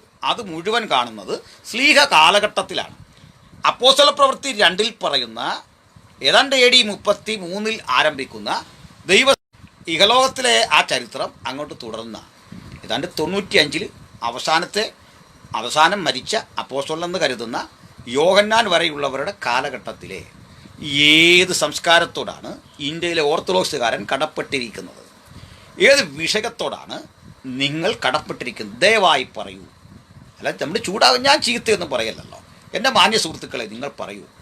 ഫസ്റ്റ് സെഞ്ചുറിയിൽ കാണുന്ന, അപ്പോസ്തോലിക കാലത്ത് കാണുന്ന ഏത് കാര്യത്തോടാണ് നിങ്ങൾക്ക് സൈഹികമായ കടപ്പാടും ബന്ധവുമുള്ളത്. പറയാം, നിങ്ങൾ കാണിക്കുന്നത് പോലെ ഏതെങ്കിലും ഇന്നത്തെ നിലയിൽ അപ്പോസ്തലന്മാർ ആരെയെങ്കിലും വാഴിച്ച ചരിത്രമുണ്ടോ? നിങ്ങൾ ഈ കാട്ടും പോലെയുള്ള കോലാഹലങ്ങളും ബഹളങ്ങളും കാട്ടിക്കൊണ്ട് ഏതെങ്കിലും ആചാരാനുഷ്ഠാനങ്ങൾ നിലനിന്നിട്ടുണ്ടോ സഭയ്ക്കുള്ളിൽ അവർ കൂടി വരികയും അപ്പം നുറുക്കുകയും പ്രാർത്ഥന കഴിച്ചും പോരുന്ന സംവിധാനമല്ലാതെ ഹൈറാർക്കലായ ഇത്തരം ചുറ്റുപാടിൽ ഇന്ന് കാണുന്ന രീതിയിലെ ഏതെങ്കിലും പരിപാടികൾ, മരിച്ചുപോയവൻ്റെ ആ ശവകുടീരത്തിൽ ദിവ്യശക്തി ഉണ്ട് എന്ന് കരുതുന്ന കാത്തലിസ്റ്റ് ചിന്ത നിങ്ങളിൽ കടന്നില്ലേ? കന്യാമറിയമ്മനോടുള്ള പ്രാർത്ഥന നിങ്ങളുടെ ഇടയിൽ കടന്നില്ലേ? നിങ്ങൾക്ക് മരിച്ചുപോയ ആളുകളെ അവരുടെ സ്ഥലങ്ങളിലേക്കുള്ള തീർത്ഥാടനം തുടങ്ങിയില്ലേ? ഇത്തരത്തിൽ ഏതേർപ്പാട് ഏത് സ്ലീഹൻ പഠിപ്പിച്ചു? അവിടെ നിങ്ങളുടെ പാരമ്പര്യത്തിൻ്റെ ചങ്ങലക്കണ്ണി മുട്ടുന്നില്ല സുഹൃത്തെ, യോജിക്കുന്നില്ല. ഇവിടെയാണ് ഞങ്ങൾ വ്യത്യസ്തരാകുന്നത്. ഞങ്ങളുടെ അരികിലേക്ക് നിങ്ങൾ വരിക, ഞങ്ങളെ ചോദ്യം ചെയ്യുക, ഞങ്ങളോട് ചോദിക്കുക, സ്ലീഹൻ പഠിപ്പിച്ചിട്ടുള്ള ഏതെങ്കിലും കാര്യങ്ങൾ ഞങ്ങൾ അവഗണിക്കുന്നുണ്ടോ? ഇല്ല. ഞങ്ങൾ എന്തെങ്കിലും അവഗണിക്കുന്നുണ്ടെങ്കിൽ പറ, സ്ലീഹൻ പഠിപ്പിച്ച ഏത് കാര്യമാണ് ഞങ്ങൾ അവഗണിച്ചിട്ടുള്ളത്? തിരിച്ചൊരു ചോദ്യം, സ്ലീഹന്മാർ പഠിപ്പിച്ച ഏത് കാര്യമാണ് നിങ്ങൾ അനുഷ്ഠിക്കുന്നത്? ഏത് സ്ലീഹനാണ് ശിശുസ്നാനം പഠിപ്പിച്ചത്? 12 അപ്പോസ്തലന്മാരിൽ ഏത് അപ്പോസ്തലൻ പഠിപ്പിച്ചു ഈ സ്നാനം? പറയൂ. 12 അപ്പോസ്തലന്മാരിൽ ഏത് അപ്പോസ്തലൻ പഠിപ്പിച്ചു ഈ കന്യാമറിയ വണക്കം? 12 അപ്പോസ്തലന്മാരിൽ ഏത് അപ്പോസ്തലൻ പഠിപ്പിച്ചു ഈ മൂറോൻ തൈല കഥ?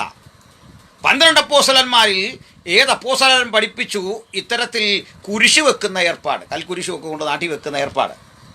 12 അപ്പോസ്തലന്മാരിൽ ആരാണ് മനുഷ്യനെടുക്കാൻ വയ്യാത്ത ഇത്തരം പേര് ചുമന്നുകൊണ്ട് നടക്കാൻ നിങ്ങളെ പഠിപ്പിച്ചത്? ആരാണെന്ന് പറ. അത് അംഗീകരിക്കാൻ വേണ്ടിയാ. എന്നിട്ട് ക്ഷമ പറഞ്ഞു പോകണം. അതിനാ ഞാൻ ക്ഷമ പറഞ്ഞു പോകാനാ. തെറ്റ് പറ്റി എനിക്കാണെങ്കിൽ ക്ഷമ പറയണമല്ലോ. കഴിഞ്ഞ ദിവസം ഇവിടെ വന്നൊരു മാന്യൻ ലൈവിൽ വന്നിട്ട് എനിക്ക് തെറ്റ് പറ്റിയെന്നുള്ള ചീത്ത പറഞ്ഞിട്ട് പോവാണ്. ഞാൻ ക്ഷമ പറയാം. എന്നെ ഡിബേറ്റിനായിട്ട് ഞാൻ സ്വീകരിക്കുകയും ചെയ്തു. ഇതുവരെ മിണ്ടിയിട്ടില്ല, അത് വേറെ കാര്യം. അത് ഞാൻ അല്പം അവസാനം പറയാം, അപ്പോൾ നിങ്ങൾക്ക് മനസ്സിലാവും. ബഹുമാന്യരെ, ഓർത്തഡോക്സ് സഭയ്ക്ക് 1-ാം നൂറ്റാണ്ടിലെ സഭയോട് സ്വഭാവം കൊണ്ട്, ഘടന കൊണ്ട്, ഉപദേശം കൊണ്ട്, ഉള്ളടക്കം കൊണ്ട്, എക്ലേസിയാസ്റ്റിക്കൽ സിസ്റ്റം കൊണ്ട് ഒരു യോജിപ്പെങ്കിലും ഉണ്ടെന്ന് ചൂണ്ടിക്കാണിച്ചാൽ, ഒരു യോജിപ്പെങ്കിലും ഓർത്തഡോക്സ് സഭയ്ക്ക് എക്ലേസിയാസ്റ്റിക്കലായിട്ട്, ബിബ്ലിക്കലായിട്ട്, ഹിസ്റ്റോറിക്കലായിട്ട് 1-ാം നൂറ്റാണ്ടിലെ സഭയോടുണ്ടെന്ന് ചൂണ്ടിക്കാണിച്ച് ബോധ്യപ്പെടുത്തിയാൽ ഞാൻ എൻ്റെ സകല പ്രസംഗങ്ങളും അവസാനിപ്പിച്ച് ആജീവനാന്തം ഈ പണി നിർത്തി ക്ഷമാപണം നടത്തി ഞാൻ ഈ ഫീൽഡിൽ നിന്നേ വിട്ടേക്കാം. ഒറ്റ ലൈവിലും പിന്നെ വരികയില്ല. തിരിച്ചു പറയാൻ ധൈര്യമുണ്ടോ? ഏതായാലും നിങ്ങളുടെ മെത്രാനൊക്കെ എനിക്ക് മറുപടി പറഞ്ഞല്ലോ.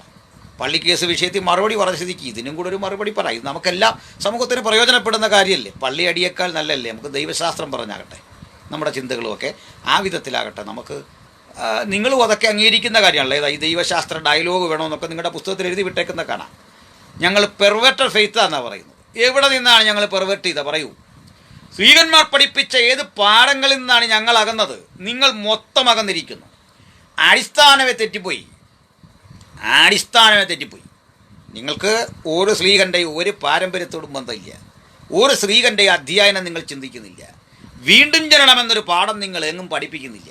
വീണ്ടും ജനിച്ചല്ലാതെ ദൈവരാജ്യത്തിൽ പ്രവേശിക്കാൻ കഴിയില്ല എന്ന് യേശു പഠിപ്പിച്ചിരിക്കെ ആ പഠനത്തിന് പ്രാധാന്യം കൊടുക്കാത്ത ഓർത്തഡോക്സുകാരൻ എങ്ങനെ ക്രിസ്ത്യാനിയാകും? പറ. അപ്പോൾ ആ ക്രിസ്ത്യാനിത്വത്തിൻ്റെ മൂല്യമില്ലാത്തത് കൊണ്ടല്ലേ നിങ്ങൾ ഇന്ന് ഈ തെരുവിലിറങ്ങി ഈ വൃത്തികെട്ട ഏർപ്പാടിന് പോകുന്നത്? ഞാൻ അതിലേക്ക് ക്രമേണ വരാം. ഇനി വേറൊരു കാര്യം. ഇടയ്ക്ക് 58 ഓർത്തഡോക്സ് സഭയും യാക്കോബക്കാരും തമ്മിൽ ഒരു അനുരഞ്ജനമൊക്കെ ഉണ്ടായി. അത് അധികം നാൾ നീണ്ടുന്നില്ല. 75 അടിച്ചു പിരിഞ്ഞു. പിന്നെയും കലഹങ്ങൾ രൂക്ഷമായി. അപ്പോൾ ഇതൊന്നും പ്രശ്നങ്ങളുണ്ട്. ഈ കേസ് വാദിക്കാൻ തന്നെ എറണാകുളത്ത് പള്ളി കോടതി ഉണ്ടാക്കി എന്നുള്ളതാണ്. അപ്പോൾ എന്നോട് ചിലർ ചോദിക്കാറുണ്ട്, നിങ്ങളുടെ സഭയിലെ പ്രശ്നം തീർത്തിട്ടു. സ്നേഹിത, എൻ്റെ നിങ്ങളുടെയൊക്കെ നികുതിപ്പണം ഇട്ടായി ജസ്റ്റിസ് മളിവടിയൊക്കെ പരിമല വരുത്തിയിരിക്കുന്നത്. അല്ല, നിങ്ങൾ മാത്രം ശ്രമിച്ചിട്ടല്ല. നിങ്ങളുടെ നികുതിപ്പണം ഇട്ട സുപ്രീം കോടതി പ്രവർത്തിക്കുന്നത്, കേരളത്തിൽ കോടതികൾ പ്രവർത്തിക്കുന്നത്. ആ കോടതികൾ മുഴുവൻ നിങ്ങളുടെ കേസും വ്യവഹാരവും കൊണ്ട് നിൽക്കുക. ഈ പോലീസ് സംവിധാനം മുഴുവൻ മുളന്തുരുത്തി ചർച്ചിലും കോതമംഗലം പള്ളിയിലും അടുത്ത മണർകാടുമൊക്കെ പോകാൻ കാത്തിരിക്കുകയാണ്. നിങ്ങൾ മുഴുവൻ നമ്മുടെ ആഭ്യന്തര വകുപ്പിൻ്റെ ഊർജ്ജം അവിടെ കൊണ്ട് ചിലവഴിക്കുക. അടുത്ത ദിവസം നിങ്ങളെ ചർച്ചയ്ക്ക് വിളിക്കുക. അവിടെയൊക്കെ എക്സ്പെൻസീവാണ്. അതെല്ലാം പൗരൻ്റെ നികുതിപ്പണമാണ്. പൗരൻ്റെ നികുതിപ്പണം കൊണ്ട് നടക്കുന്ന വ്യവഹാരങ്ങളിൽ പൗരന് അഭിപ്രായം പറയരുതെന്ന് പറഞ്ഞാൽ എങ്ങനെ നോക്കും? അഭിപ്രായം പറയും. അഭിപ്രായം പറയുന്നതിൽ എന്തെങ്കിലും ബുദ്ധിമുട്ടുണ്ടെങ്കിൽ നിങ്ങൾ ഇന്ത്യ വിട്ടു പോവുകയെ രക്ഷയുള്ളൂ. കാരണം ഇന്ത്യക്കാരൻ ഇന്ത്യയിലുള്ള സംഭവങ്ങളെക്കുറിച്ച് അഭിപ്രായം പറയും. നിങ്ങൾ തന്നെ ഭാരതസഭ അഭിമാനം കൊള്ളുന്നവരല്ലേ? അങ്ങ് വിദേശ മേൽക്കോയ്മ വേണ്ട എന്ന് പറയുന്ന ഒരു നല്ല ആശയം കൊണ്ട് കോടതിയിൽ അവതരിപ്പിച്ച് അനുകൂല വിധി മേടിച്ചുകൊണ്ട് വന്നിരിക്കുന്നവരല്ലേ? എന്നിട്ട് പറയാം നമ്മൾ അഭിപ്രായം പറയരുതെന്നോ? ഞങ്ങൾ അഭിപ്രായം പറയാതിരിക്കാൻ ഒറ്റ വഴിയുള്ളൂ. ആശന്മാർ മധുവയ്ക്കുള്ളിൽ തർക്കം നടത്തിക്കോണം. പുറത്തിറങ്ങി MC റോഡ് വഴി കണ്ടേക്കല്ലേ ഈ രൂപത്തിൽ. കണ്ട അഭിപ്രായം പറയാം, വേറെ കുഴപ്പമൊന്നുമില്ല. ഹൈവേകളിൽ ഇറങ്ങി ബഹളം ഉണ്ടാക്കുന്ന കണ്ടു കഴിഞ്ഞാൽ ഞങ്ങൾ ഞങ്ങളുടെ രീതിയിൽ ഫേസ്ബുക്കിൽ പ്രതികരിക്കുക, അഭിപ്രായം പറയും. അസഹിഷ്ണുതയുള്ളവനെ ഇന്ത്യ വിട്ടു പൊക്കോണം. കാരണം എന്താണെന്നറിയോ? ഇന്ത്യക്കാരൻ്റെ ഭരണഘടന എന്ന് പറഞ്ഞൊരു പുസ്തകമുണ്ട്, കണ്ടിട്ടുണ്ടോ? അതിടയ്ക്ക് കാണണം. അതിലുള്ള ആവിഷ്കാര സ്വാതന്ത്ര്യം, അതിലുള്ള അഭിപ്രായ സ്വാതന്ത്ര്യം. അത് ഏതിനെക്കുറിച്ചും അഭിപ്രായം പറയാൻ ഇന്ത്യൻ പൗരന് അവകാശമുണ്ട്. മനസ്സിലായില്ലേ? ഇപ്പോൾ 4 മാസത്തേക്ക് ഒരു ഇലക്ഷൻ വെക്കുക, ഇലക്ഷൻ കമ്മീഷൻ 4 മാസത്തേക്ക്. BJP പറയുന്നു, CPM പറയുന്നു, കോൺഗ്രസ് പറയുന്നു ഇലക്ഷൻ വേണ്ട. ഇലക്ഷൻ കമ്മീഷൻ കാണിച്ച പണി തെറ്റായിപ്പോയതേ. 4 മാസത്തേക്ക് 10 കോടിയിലധികം രൂപ ചെലവിട്ട് ഇലക്ഷൻ ഉണ്ടാക്കേണ്ട ഒരു കാര്യമില്ല. ഇത് ഞാൻ പറയുമ്പോഴത്തേക്ക് താൻ ഇലക്ഷൻ മത്സരിക്കുന്നുണ്ടോ? എടോ, ഇന്ത്യൻ പൗരൻ അഭിപ്രായം പറയും. മനസ്സിലായോ? അത് ഇലക്ഷൻ കമ്മീഷനല്ല, ഏത് പുള്ളിയാണെങ്കിലും പറയും. അഭിപ്രായം പറയാനുള്ള അവകാശമുള്ള ഒരു ഭരണഘടന നമ്മുടെ കയ്യിലുള്ളിടത്തോളം അഭിപ്രായം പറയും. അസഹിഷ്ണുത ഉള്ളവൻ ഇലക്ഷൻ കമ്മീഷനിൽ ഇരിക്കരുത്, അത്രയും കാര്യമുള്ളൂ. അത് ആരായിരുന്നാലും പ്രധാനമന്ത്രിയെ വിമർശിക്കും. കാരണം അത് ബുദ്ധിമുട്ടുണ്ടെങ്കിൽ മോഡി പൊക്കോണോ, അതേ ഉള്ളൂ. നമ്മൾ പോകുന്ന പ്രശ്നമില്ല. അതാ കാര്യം. അഭിപ്രായം പറയുക എന്നുള്ളത് നിങ്ങൾക്കതിന് കഴിയില്ല. എന്ത് ചെയ്യും? നിങ്ങൾക്കത് അഭിപ്രായം നിങ്ങൾ വേറെ കൊടുത്തൊന്നും അഭിപ്രായം പറയില്ലേ? പൊതുസമൂഹത്തിൽ നടക്കുന്ന ഒരു കാര്യവും ഓർത്തഡോക്സുകാരൻ മിണ്ടുകയല്ലേ? അവിടെ കയറി ഇരിക്കുകയാണോ? അല്ലല്ലോ.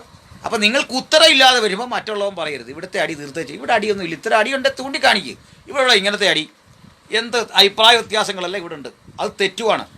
അതിലൊക്കെ നിങ്ങൾക്ക് അഭിപ്രായം പറയാം. ഞങ്ങളാരും അസഹിഷ്ണുതപ്പെട്ടിട്ടില്ല. പക്ഷേ ഇത്തരത്തിൽ കൊല നടക്കുന്ന പരിപാടി ഒരു ചർച്ചിലും ഇല്ല ബ്രദറെ. ഇത്തരത്തിൽ അടിയും വഴക്കും കത്തിക്കുത്തും കൊലയും നടക്കുന്ന തർക്കം ഒറ്റ ക്രിസ്ത്യൻ ചർച്ചിലില്ല. സഹോദരങ്ങളായി ജീവിക്കേണ്ട, സാഹോദര്യം പഠിപ്പിക്കേണ്ട ആളുകൾ കത്തിക്കുത്ത് നടത്തിയിട്ട് കുർബാന നടത്തുകയാണോ? ആ പള്ളി പിടിച്ചെടുത്തിട്ട് ആ കുർബാനയ്ക്ക് എന്തോ ഗുണമുണ്ട്? ആ തിന്നുന്ന സാധനത്തിന് വല്ല ഗുണമുണ്ടോ? അവരുടെ വേദനയും ദുഃഖവും പ്രയാസവും വിയർത്ത് കഷ്ടപ്പെട്ടുണ്ടാക്കിയ സ്ഥാപനം മുഴുവൻ കോടതി വിധിയുടെ പേപ്പറും കൈ പിടിച്ചുകൊണ്ട് പിടിച്ചെടുത്ത് സ്വന്തം കാൽക്കീഴിലാക്കി അപഹരിച്ചെടുത്തിട്ട് ഈ കള്ള ദുഷ്ട പണി ചെയ്തിട്ട് അത് അവിടെ പോയി നിന്നുകൊണ്ട് ഈ തിന്നുന്ന സാധനത്തിന് കുർബാനയെന്നോ? ഈ കപ്പലിൻ്റെ മുട്ടായി മേടിച്ചില്ല, അതാ കുറേ കൂടെ ഭേദം. അതാ നിന്നെക്കുറിച്ചൊക്കെ പറയാനുള്ളത്. മനസ്സിലായില്ലേ? കർത്താവിൻ്റെ തിരുശരീരമാണെന്നും പറഞ്ഞ് അവിടെ പോയി തിന്നുക. നിന്നെയൊക്കെ എന്താ ചെയ്യേണ്ടത്? ഇങ്ങനെ പറയേണ്ടി വന്നതിൽ ദുഃഖമുണ്ട്. ഇത് പറയാൻ കാരണം ഇപ്പോൾ ഈ നിലയിൽ നിങ്ങൾ സമൂഹത്തെ അവഹേളിക്കുന്നു, ക്രിസ്ത്യാനിത്വത്തെ അവഹേളിക്കുന്നു. ഇത് കഷ്ടമാണ്, ഇത് ഭീകരമാണ്. അപ്പോൾ അതുകൊണ്ട് ഞാനിത് ആവർത്തിക്കുന്നു. ഇവിടെ നടക്കുന്ന ഈ നരനായാട്ട് ഭീകരമാണ്. അതിൻ്റെ ഉത്തരവാദികൾ ഓർത്തഡോക്സ് ക്രിസ്ത്യൻസാണ്. ഓർത്തഡോക്സ് എന്ന് പറയുന്ന ഓരോ ഓർത്തഡോക്സും ഇല്ലാത്ത, ഒരു പാരമ്പര്യം ഇല്ലാത്ത, സ്തുതി ചൊവ്വാക്കപ്പെട്ടു എന്ന് വെറുതെ വീരവാദം മുഴക്കുന്ന, തോമാശ്ലീഹയുടെ പാരമ്പര്യമായിട്ട് ഒരു വിധത്തിലും ബന്ധമില്ലാത്ത, തോമാശ്ലീഹ എന്ന് പറയുന്ന ആളിന് ആരെ വാഴിച്ചു എന്ന് ചോദിച്ചിട്ട് ഉത്തരം പറയാൻ കെൽപ്പില്ലാത്ത, കാരണം 1653 മുമ്പുള്ള നിങ്ങളുടെ ചരിത്രത്തെക്കുറിച്ച് എന്തെങ്കിലും ബോധമുണ്ടോ എന്ന് ചോദിക്കുമ്പോൾ കോസ്മോസിൻ്റെ ഇൻഡിക്ക പെരിപ്ലസിലെ 522 ചരിത്രവും 190 നമ്മുടെ പാൻഡീനസ് ഇന്ത്യ സന്ദർശിച്ച കഥയും എല്ലാവരും പറയുന്ന കഥയാണ്. അതിനപ്പുറത്തേക്ക് വല്ലതും പറയാനുണ്ടോ മാഷേ? ഇതില്ലാത്ത കഥ നിങ്ങൾ ഈ അണികളെ പഠിപ്പിച്ച് ബോധമില്ലാത്തവരാക്കി. ആ പിള്ളേർക്കല്ലാണ്ട് ബൈബിളും അറിയത്തില്ല, ചരിത്രം അറിയത്തില്ല, തെറി പറയാൻ മാത്രം അറിയാം. മനസ്സിലായോ? എങ്ങോട്ട് തിരിഞ്ഞാലും തെറി. മനസ്സിലായില്ലേ? അപ്പോൾ ഇത്തരം ആളുകളെ ചുമക്കേണ്ട ഗതിയേട് ദേവലോകാരമനയ്ക്ക് വന്നല്ലേ ഈ തെറിയന്മാരെല്ലാം കൂടെ ചുമക്കേണ്ട ഗതിയേട്. അഭിപ്രായം പറയുന്നതിനെ തെറി പറയുന്ന, ഇപ്പോൾ ഇവർക്ക് ബൈബിൾ പണ്ടേ ഇഷ്ടമല്ല. സുപ്രീം കോടതി വിധി ഇതാ വലിയ സംഭവം. സുപ്രീം കോടതി വിധി വലിയ സംഭവം തന്നെയാണ്. അതിനകത്ത് നമുക്ക് തർക്കമൊന്നുമില്ല. ആ വിധി ഇങ്ങനെ അഴിഞ്ഞാട്ടത്തിനുള്ള ലൈസൻസ് ആണെന്ന് നമുക്ക് തോന്നുന്നില്ല സുഹൃത്തേ. ആ വിധിയിൽ പള്ളി നിങ്ങൾക്ക് അവകാശപ്പെട്ടാണ് എടുക്കുക. നിങ്ങൾ ആ പള്ളി ഗവൺമെൻറ് വഴി ശ്രദ്ധിച്ച് അവകാശപ്പെടുത്തിയെടുക്കും. പക്ഷെ കാണുന്നത് എന്താ? എത്ര ഭീകരമാണ്. പുരോഹിതന്മാർ തല്ലുകൊള്ളുന്നു, പ്രാർത്ഥനയ്ക്കവിടെ വരുന്നവരുടെ വഴി തടയുന്നു, ശവടക്കാൻ പറ്റുന്നില്ല. അതിഭീകരവും നിരാശ നിറഞ്ഞതുമായ ഈ പ്രവണതയെ പൊതുജന സമക്ഷം ക്രിസ്ത്യാനിറ്റി അവഹേളിക്കപ്പെടാൻ കാരണമാകും. അത് പെന്തിക്കോസുകാരൻ ചെയ്താലും ഓർത്തഡോക്സുകാരൻ ചെയ്താലും കാത്തലിസ് ചെയ്താലും തെറ്റ് തന്നെയാണേ. അതാണ് പറഞ്ഞത്. അപ്പോൾ ഒത്തിരി ഒത്തുതീർപ്പ് ചർച്ചകളൊക്കെ ഓർത്തഡോക്സുകാരൻ വെച്ചു, യാക്കോബക്കാരൻ വഴങ്ങിയില്ല. ഇവിടെ ആരാ യാക്കോബക്കാരനെ ന്യായീകരിച്ച്? അവരുടെ ചെയ്തികളെല്ലാം ശരിയാന്ന് നമ്മളാലും പറഞ്ഞു. പക്ഷേ ഈ കാര്യത്തിൽ നമ്മൾ നിഷ്പക്ഷമായിട്ട് പറയുമ്പോൾ തെറി പറഞ്ഞുകൊണ്ട് വരുന്ന ഓർത്തഡോക്സുകാരാണ്. യാക്കോബക്കാരൻ തെറി പറഞ്ഞിരുന്നില്ല നമ്മളെ ഈ വിഷയത്തിൽ. അവർ സത്യസന്ധരാണെന്നോ അവരെ മളിമടിനോട് 2002 ഇടപെട്ട രീതികളൊക്കെ മോശമായിപ്പോയി എന്ന് പറയുന്ന പ്രസംഗിക്കുന്ന അത്തരം വീഡിയോകളിനകത്ത് ഞാൻ ഇട്ടിട്ടുണ്ട്. അപ്പോൾ അത്തരത്തിലൊക്കെ ബുദ്ധിപൂർവ്വം അവർ നിൽക്കാഞ്ഞതിൻ്റെ അപാകത അവർക്ക് വന്നിട്ടുണ്ട്. ആരാ അതില്ലെന്ന് പറഞ്ഞേ? പക്ഷെ ഇവിടെ പറയുന്ന വിഷയം എന്താ? ഇവിടെ ഇപ്പോൾ സംഭവിച്ചിരിക്കുന്നത് 3 തരം പ്രശ്നങ്ങൾ കിടക്കുകയാണ് നമ്മുടെ മുമ്പിൽ. ഒരു കൂട്ടർ പറയുന്നു മാർത്തോമാ ശ്ലീഹ സിംഹാസനം സ്ഥാപിച്ചു, ഒരു കൂട്ടർ പറയുന്നു പത്രോസ് സിംഹാസനം സ്ഥാപിച്ചു, അടുത്ത കൂട്ടർ പത്രോസിൻ്റെ കുഴിമാടത്തിൻ്റെ മീതെ കെട്ടിപ്പൊക്കിയിട്ട് ഞങ്ങൾ പണ്ടേ ഉള്ളവരാന്ന് പറയുന്നു. ഇതൊക്കെയാണോ ക്രിസ്ത്യാനിറ്റി? യേശു പഠിപ്പിച്ച അധ്യയനങ്ങൾ ഇതുവല്ലാണോ? ഒരുത്തൻ്റെ കുഴിമാടത്തിന് അതാണ്ട് വിശേഷതയുണ്ട്, അവിടെ കൊണ്ട് പള്ളി വെക്കണം, അവിടുന്ന് ഉത്തരവിട്ടെങ്കിലേ ഒക്കുള്ളൂ. ഇതാണ് ഒരു കൂട്ടർ. ഇവനൊക്കെ എന്ന് ബോധം വരും, എന്ന് വിവരം വരും? അടുത്ത കൂട്ടർ തോമാശ്ലീഹ ഇവിടേക്ക് വന്നു, 7 അരപ്പള്ളി സ്ഥാപിച്ചു പോയി, ഓരോരുത്തർത്തും കുരിശ് സ്ഥാപിച്ചു.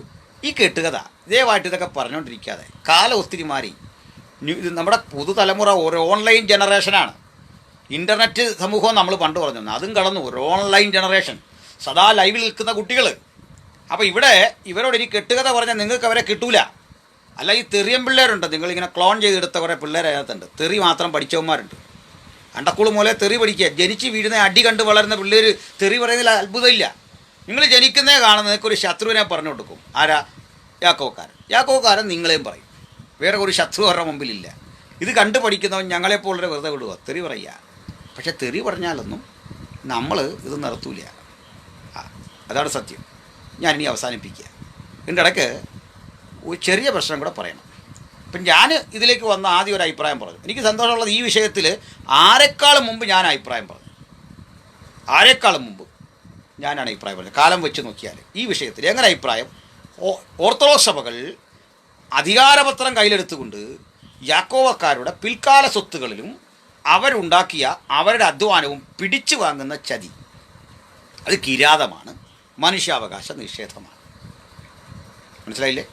അതുകൊണ്ട് ദേവലോകത്തിരിക്കുന്ന, അല്ല അത് സ്വർഗലോകമൊന്നും അല്ലല്ലോ, അവിടെ ഇരിക്കുന്ന ഒരു മനുഷ്യനാ, ഒരു ശ്വാസം മാത്രം ഉറച്ചു നിന്നാൽ ഒരു ശ്വാസം മാത്രം, അതിന് കേവല മനുഷ്യനാ. എന്നാ പേരിട്ട് വിളിച്ചാലും ഒന്നോർത്തോ, വരുന്നു ദൈവത്തിൻ്റെ ന്യായവിധി. വരുന്നു ദൈവത്തിൻ്റെ ന്യായവിധി, അത് മറക്കണ്ട. ഇവരൊക്കെ എങ്ങനെയാണ് ഇത് കഴിഞ്ഞ് പ്രാർത്ഥിച്ചിട്ട് കിടക്കുന്നത്? വല്ലവൻ്റെ എല്ലാവരും ഇങ്ങനെ പിടിച്ച് മേടിച്ച് അടിവെച്ച് കലഹം വെച്ചിട്ട് സ്തുതി യുവാക്കപ്പെട്ടെന്ന് പറഞ്ഞ് നാണമില്ലേ? ഈ നാണം കെട്ട പണിക്കാണ് ക്രിസ്ത്യാനിറ്റി എന്ന് പേര് പറയുന്നത്. അപ്പോൾ പറഞ്ഞു വന്നത് ഒരു പ്രധാന കാര്യം പറയുക. ഞാൻ ഒരഭിപ്രായം പറഞ്ഞു. ആ അഭിപ്രായം യാക്കോബാർ ചില ഗ്രൂപ്പുകളിൽ ചർച്ച ചെയ്തു. ഓർത്തഡോക്സിലെ ആളുകൾ അപ്പോഴേ എടുത്തിട്ട് പറഞ്ഞു ചരിത്രം പഠിക്കണം. എനിക്കതിൽ ഓർത്തഡോക്സുകാരനിൽ നിന്ന് ചരിത്രം പഠിക്കേണ്ട ഗതികേട് വന്നിട്ടില്ല. ഞാൻ യൂണിവേഴ്സിറ്റികളിൽ ചരിത്രം പഠിക്കും, ആ രൂപത്തിലൊക്കെ വന്ന ആൾ തന്നെയാണ്. നിങ്ങൾ പഠിക്കുക കെട്ടുകഥ. തോമാശ്ലീഹ വന്നു, കുരിശ് സ്ഥാപിച്ചു. എനിക്ക് കെട്ടുകഥ പഠിക്കേണ്ട കാര്യമില്ല. ഇവിടെ ചരിത്രമുണ്ട്, ഒറിജിനലി നമ്മുടെ മുമ്പിലുണ്ട് ചരിത്രം. അത് കിടപ്പുണ്ടെന്നേ. നിങ്ങളുടെ കെട്ടുകഥ പഠിക്കേണ്ട ഗതികേട് ഇവിടെ ആർക്ക് വന്നിരിക്കുന്നു? നിങ്ങൾ വല്ല അമർചിത്രകഥ ഇറക്കി പിള്ളേരെ പഠിപ്പിക്കുക. നിങ്ങളുടെ അനുഗാമികളെല്ലാം കൂടെ അമർചിത്രകഥ പോലെ, ഇത് ഈ മനോരമയൊക്കെ ഉണ്ടല്ലോ, അവരെയൊക്കെ നിങ്ങളുടെ സ്വന്തം ആളുകൾ കിടക്കുന്നു, അതിലൂടെ ഈ ചിത്രകഥ ഇറക്കണം. തോമാശ്ലീഹ വന്നു, അങ്ങനെ ചെയ്തു, ഇങ്ങനെ ഈ കെട്ടുകഥ. ഞാൻ ബൈബിളും സെക്കുലർ ചരിത്രവുമാണ് വായിക്കുന്നത്. അതുവഴി വന്ന അറിവേ എനിക്കുള്ളൂ, അതിനപ്പുറത്തൊന്നുമില്ല. പക്ഷെ നിങ്ങളുടെ ഇത് ഈ കെട്ടുകഥ പഠിച്ചിട്ട് അതും പറഞ്ഞ് നടക്കേണ്ട ഗതികേട് നമുക്കാർക്കും വന്നിട്ടില്ല. അതാ വ്യത്യാസം. മനസ്സിലായില്ലേ? അപ്പോൾ ഇതിനിടയ്ക്ക് ഒരു വലിയ പ്രശ്നം കിടക്കാണ്. എന്താണെന്നറിയണ്ടേ? ഈ ഷിബു എന്ത് ചെയ്തു? അപ്പം അങ്ങേര് സത്യത്തിൽ ഈ ഷിബു എന്ന് പറഞ്ഞ ആൾ നമ്മുടെ മണർകാട് യാക്കോബായ ഇടവകയിലെ അംഗമായിരുന്നു. ആരെന്ന് അപ്പോൾ എന്തോ ഒരു വിഭ്രാന്തിയൊക്കെ തോന്നി. അങ്ങേര് പെന്തക്കോസ് വിശ്വാസം സ്വീകരിച്ച ഒരാളല്ല, അങ്ങനെ അദ്ദേഹം അവകാശപ്പെടുന്നു. അദ്ദേഹം നേരെ പോയത് നമ്മുടെ റാന്നിയിലുള്ള ഒരു മെത്രാൻ, ബാബു ജോർജ്, പിൽക്കാലത്ത് അദ്ദേഹം മെത്രാനായത്, അസംബ്ലി ബോർഡ് സെക്രട്ടറിയൊക്കെ ആയിരുന്നു. പിന്നീട് ആ കൂടെ കൂടി കുറേ നാൾ നടന്നിട്ട് ഇദ്ദേഹം അസംബ്ലീസ് ഓഫ് ഗോഡ് എന്ന് പറയുന്ന ഒരു സ്വതന്ത്ര സഭ, ഒറിജിനൽ അസംബ്ലീസ് ഗോഡോട് ബന്ധമില്ല, ഒരു ഇമിറ്റേഷണൽ ചർച്ച് തുടങ്ങി. അത് കഴിഞ്ഞ് UK പോയി, പിന്നീട് ഗൾഫിലായിരുന്നു. ഒടുവിൽ വൈഫിൻ്റെ കൂടെ അമേരിക്കയിൽ സ്ഥിരതാമസമായി. അപ്പോൾ പല വിധത്തിൽ ഇങ്ങനെ പോവാണ്. ഭയങ്കര തുടക്കം ഈ അത്ഭുതം, അടയാളം, വീര്യം, കാര്യം എന്നൊക്കെ പറഞ്ഞ് നടക്കുകയാണ്. ഒരു തരം തട്ടിപ്പണി. അപ്പോൾ അതെല്ലാം ഇങ്ങനെ ചെയ്ത് അതൊന്നും വേണ്ടത്ര ക്ലച്ച് പിടിച്ചില്ല. കാരണം ബൈബിൾ സ്റ്റഡി ഇല്ല, എങ്ങും പോയിട്ട് ഒരു സെമിനാരിൽ പഠിക്കുകയോ ഒന്നും ചെയ്തിട്ടില്ല. ഈ ഗൂഗിൾ തപ്പി കിട്ടുന്ന കുറേ കാര്യങ്ങൾ ഓർത്തഡോക്സുകാരോട് ഇങ്ങനെ പറഞ്ഞുകൊണ്ടിരിക്കുമ്പോൾ അവർക്ക് വലിയ സംഭവം പോലെ തോന്നും. ബൈബിൾ പഠിച്ച മറ്റേ ആൾക്കാർക്ക് ഇയാളുടെ പോഷ്ക്ക് മനസ്സിലാവും. പിന്നെ ഒരു പ്രശ്നം വന്നത് ഇതൊക്കെ ഈ ഓർത്തഡോക്സ് വിശ്വാസം എന്തോ ശ്രേഷ്ഠമാണെന്ന് ഇങ്ങനെ പറഞ്ഞുകൊണ്ടിരുന്നു. അപ്പോൾ ഈ ഓർത്തഡോക്സുകാർക്കിടയിൽ പെട്ടെന്നൊരു സംഭവം ഉണ്ടായി. ഞങ്ങൾക്കൊരു മശിഹ ജനിച്ചിരിക്കുന്നു. പെന്തക്കോസ്ത് വിട്ടു വന്ന ഒരാൾ. അതായത് ഒരിക്കലും ചർച്ചിലെ അംഗീകൃതമായൊരു ചർച്ചിലെ പാസ്റ്ററല്ല, പറയുന്ന അസിസ്റ്റൻറ്റ് പാസ്റ്റർ എന്നാണ്. അസിസ്റ്റൻറ്റ് പാസ്റ്റർ എന്നൊരു തസ്തിക ഔദ്യോഗികമായിട്ട് ഒരു IPC ചർച്ചിലും ഇല്ല. അത് വളരെ വ്യക്തമായ കാര്യമാണ്. അപ്പോൾ അതങ്ങനെ പോയി തുടങ്ങും. ഇതിലൊരു പ്രശ്നമുള്ളത്, ഈ മണർകാട് ചർച്ച അദ്ദേഹം വിടാൻ തന്നെ കാരണം ഇയാൾക്ക് മണർകാട് ചർച്ചിലെ ഭൂരിപക്ഷം വരുന്ന ആ സമൂഹത്തിലല്ല ഇയാളുടെ വംശീയത കിടക്കുന്നത്. അപ്പോൾ സ്വാഭാവികമായിട്ട് ആഢ്യത്വമുള്ള അവിടുത്തെ ആളുകൾ ഇവരെ തിരഞ്ഞെടുപ്പിൽ കൊണ്ടുവരുവോ ഒരു സ്ഥാനത്തെത്തിക്കുകയോ ചെയ്യില്ല. അവർ അത്തരത്തിൽ ഒരു വംശീയമായ പ്രശ്നം അവിടെ കിടക്കുന്നു. പ്രബല കുടുംബങ്ങൾ അവിടെയുണ്ട്. ആ കുടുംബങ്ങളെല്ലാം പക്ക സിറിയൻ ക്രിസ്ത്യൻ ബാക്ക്ഗ്രൗണ്ടിലുള്ള നല്ല പ്രബലരായ ആളുകളാണെങ്കിൽ ആദിവാസികൾ മാർഗം കൂടി വന്ന ആളുകൾ എന്ന ഒരു തള്ള് ഒരു വിഭാഗം ആളുകൾ അവിടെ ഒരു പരസ്യമായ സത്യമാണ്. അപ്പോൾ യാക്കോബായുടെ അത്തരം സഭകളിൽ ഈ PDA കുടുംബവും ആൾക്കാരെയൊന്നും അവർ സ്വീകരിക്കില്ല. അവത്തോശാലക്കാരണ്ടൊക്കെ കയറി വന്നിട്ടുണ്ട്, അവരെ പെട്ടെന്ന് തള്ളിക്കളയും. അപ്പോൾ അതിനകത്തൊരു ഒന്ന് ഷൈൻ ചെയ്യാനുള്ള ഒരു സ്ഥിതിയൊന്നുമില്ല. അങ്ങനെയാണ് ആശാന് ഈ അസംബ്ലീസ് കോഡ് എന്ന് പറയുന്ന സംവിധാനത്തിലേക്ക് അനുകരിക്കുന്ന ഒരു പ്രസ്ഥാനം തന്നെ ഉണ്ടാക്കി. ഒറ്റ ചർച്ചയുള്ളൂ, അതിൻ്റെ ഏകനും പ്രത്യക്ഷനുമായ ലീഡർ അദ്ദേഹം തന്നെയായിരുന്നു. കൃത്യം പറയാൻ കാരണം എനിക്ക് അവിടെ ഉള്ള ആളുകൾ, എൻ്റെ സ്റ്റുഡൻസ് ഉണ്ട് അവിടെ. പേരും പറഞ്ഞേക്കാം, മോനായി എന്ന് പറഞ്ഞൊരു പാസ്റ്ററുണ്ട്. അദ്ദേഹം ഇപ്പം ന്യൂ ഇന്ത്യ ബൈബിൾ ചർച്ചിലൊരു പാസ്റ്ററാണ്. മോനായി, അദ്ദേഹത്തിൻ്റെ സഹോദരി സ്വപ്ന, ആ വീടൊക്കെ ആയിട്ട് നമുക്ക് നല്ല ബന്ധമാണ്. സ്വപ്ന എൻ്റെ സ്റ്റുഡൻ്റാണ്, ബൈബിൾ കോളേജിൽ വിദ്യാർത്ഥിയാണ്. ഈ സ്ഥലത്ത് നിന്ന് അധികം അകലമില്ലാതാണ് എൻ്റെ ബൈബിൾ ഹൗസ്, പാമ്പാടി എന്ന് പറയുന്ന സ്ഥലത്ത് 10 കിലോമീറ്റർ പോലും അകലമില്ല. ഈ സ്ഥലങ്ങളെല്ലാം അറിയാം, ബസ്സുകളെല്ലാം അറിയാം. അപ്പോൾ ഈ യാക്കോബ സഭയുടെ ഏറ്റവും ശക്തിമത്തായ ഒരു സ്ഥാപനമാണ് അവരെ സംബന്ധിച്ചോളം ഈ പറയുന്ന മാർഗാട് പള്ളി, മഞ്ഞനിക്കര ഇങ്ങനെയൊക്കെ പറയുന്ന സ്ഥലം ഒരു തീർത്ഥാടന കേന്ദ്രമാണ്. ആ ഘട്ടത്തിൽ ഇയാൾക്ക് തിരിച്ച് അവിടെ കയറാൻ ഒക്കില്ല. അപ്പോൾ ഇങ്ങനെ കുറേ കാര്യങ്ങൾ പറഞ്ഞാൽ ഓർത്തഡോക്സിൽ കയറാം. ഇതാണ് ചിന്ത.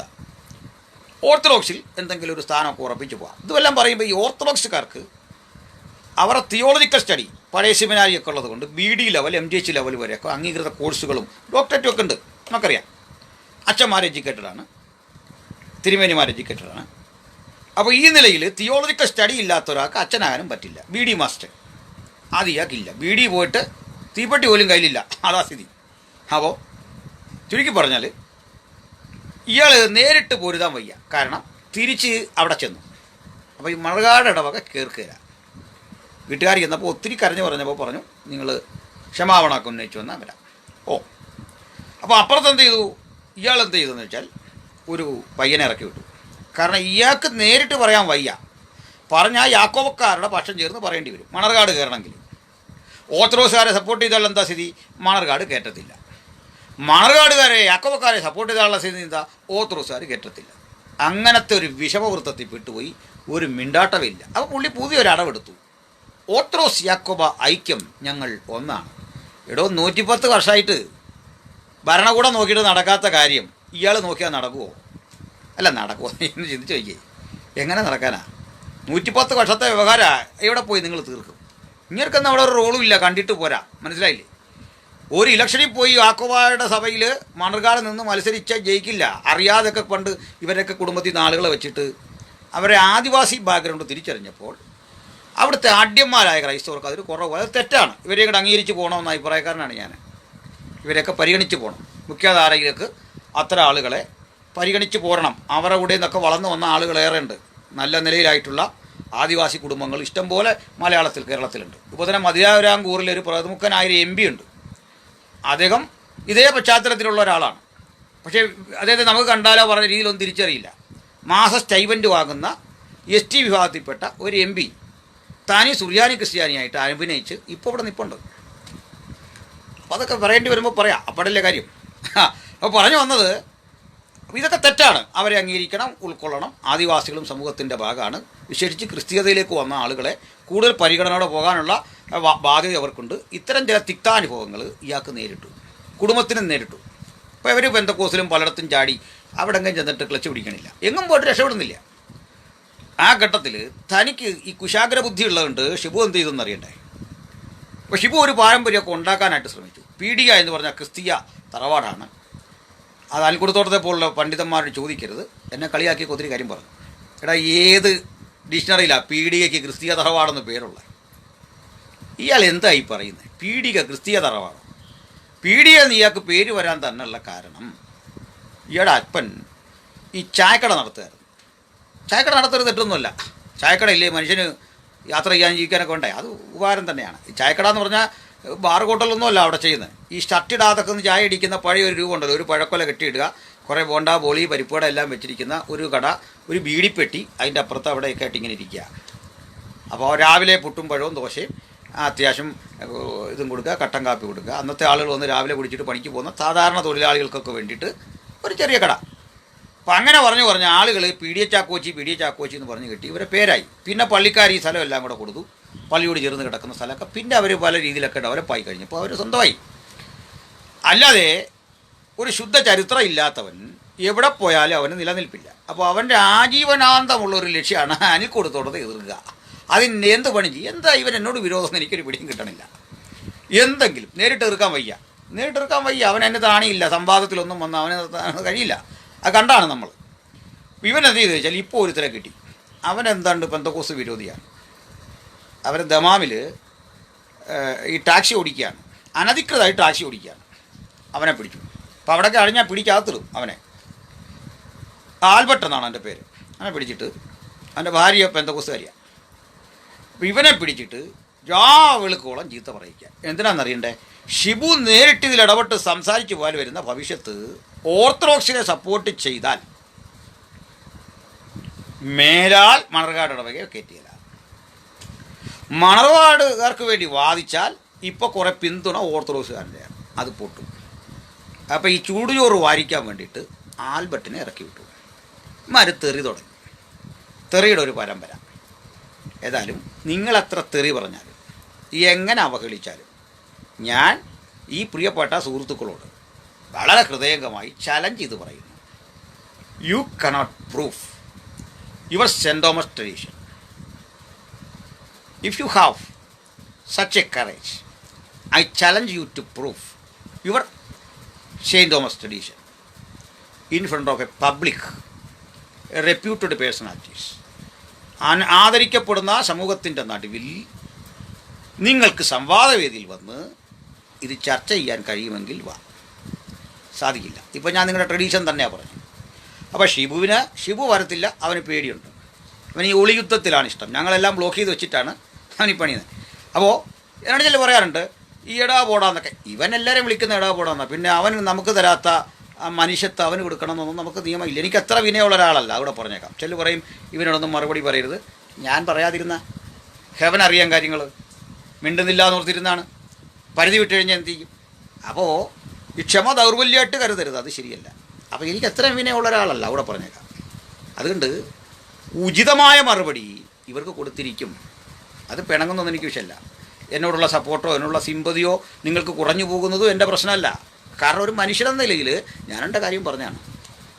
ഇവിടെ നിൽക്കട്ടെ. അപ്പോൾ ഓർത്തഡോക്സ് സഹോദരങ്ങൾ അതിൽ മനുഷ്യത്വമുള്ള ഒത്തിരി പേരുണ്ട്. അവർ മനസ്സിലാക്കുക. മനുഷ്യത്വമുള്ള ചില ആളുകളുടെ കമൻറ്റും ഒക്കെ നമ്മൾ കണ്ടു. ഇത് ശരിയല്ല എന്ന് വാദിക്കുന്ന ഒട്ടേറെ പേരുണ്ട്. ഈ ദേവലോകത്ത് ആസ്ഥാനത്തിരിക്കുന്ന ഇതിൻ്റെ പ്രമുഖർക്കെങ്കിലും ചിന്തിക്കരുത്. അവർ ബൈബിൾ വായിക്കുന്നവരല്ലേ? ഈ കാണിക്കുന്ന പ്രവണത നല്ലതാണെന്ന് അദ്ദേഹത്തിന് തോന്നുന്നുണ്ടോ? ഇവരുടെയൊക്കെ പുസ്തകങ്ങൾ എൻ്റെ കയ്യിലുണ്ട്. ക്രിസ്തുവിനെ വ്യാഖ്യാനിച്ചും ഉപദേശങ്ങളെക്കുറിച്ച് പറഞ്ഞുമൊക്കെ എഴുതിയ ആ പരിഭാഷയൊക്കെ കേട്ട് കഴിഞ്ഞാൽ നമ്മളിപ്പോൾ സ്വർഗത്തിൽ ചെല്ലും. അത്ര മനോഹരമായ കൃതികൾ എഴുതിയിട്ടുള്ള മഹാന്മാരാണ്. പക്ഷേ സ്വന്തം ജീവിതത്തിൽ തെരുവുകളെ മുഴുവൻ സ്തംഭിപ്പിച്ച് ക്രിസ്ത്യവിശ്വാസത്തിൻ്റെ മൂല്യങ്ങളെ വലിച്ചിഴയ്ക്കുന്ന ഈ വൃത്തികെട്ട ഏർപ്പാടുകൾക്ക് ഇവർ ഇങ്ങനെ കൂട്ടുനിൽക്കുന്നത് അധമമായ ഒരു ബോധത്തിൻ്റെ ലക്ഷണമാണ്. അത് ഞാൻ ആവർത്തിച്ചു പറയുന്നു. ഒന്നുകൂടെ, ഈ ഘട്ടത്തിൽ ഓർത്തഡോക്സ് യാക്കോബായ തർക്കത്തിൽ കോടതി വിധി ഓർത്തഡോക്സുകാർക്ക് അനുകൂലമാകാം. നിങ്ങളുടെ പള്ളികൾ നിങ്ങളുടെ പക്കൽ എത്തുന്നതൊന്നും നമ്മുടെ പ്രശ്നമല്ല. പക്ഷേ യാക്കോബക്കാരൻ അധ്വാനിച്ചുണ്ടാക്കിയ അവൻ്റെ സ്വത്ത് ഈ വിധത്തിൽ കൈക്കലാക്കുന്ന ഈ പ്രവണത അക്രൈസ്തവമാണ്, അധാർമികമാണ്.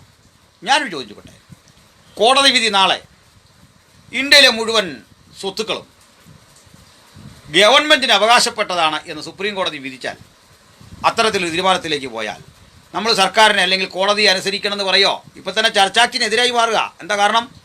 ചർച്ചാക്റ്റ് വന്നു കഴിഞ്ഞാൽ സംഭവിക്കുന്ന എന്തെന്നാ, വഖഫ് ബോർഡ് പോലെ, തിരുവിതാംകൂർ ദേവസ്വം ബോർഡ് പോലെ, കൊച്ചി ദേവസ്വം ബോർഡ് പോലെ, മലബാർ ദേവസ്വം ബോർഡ് പോലെ 4 ദേവസ്വം ബോർഡുകളാണ്.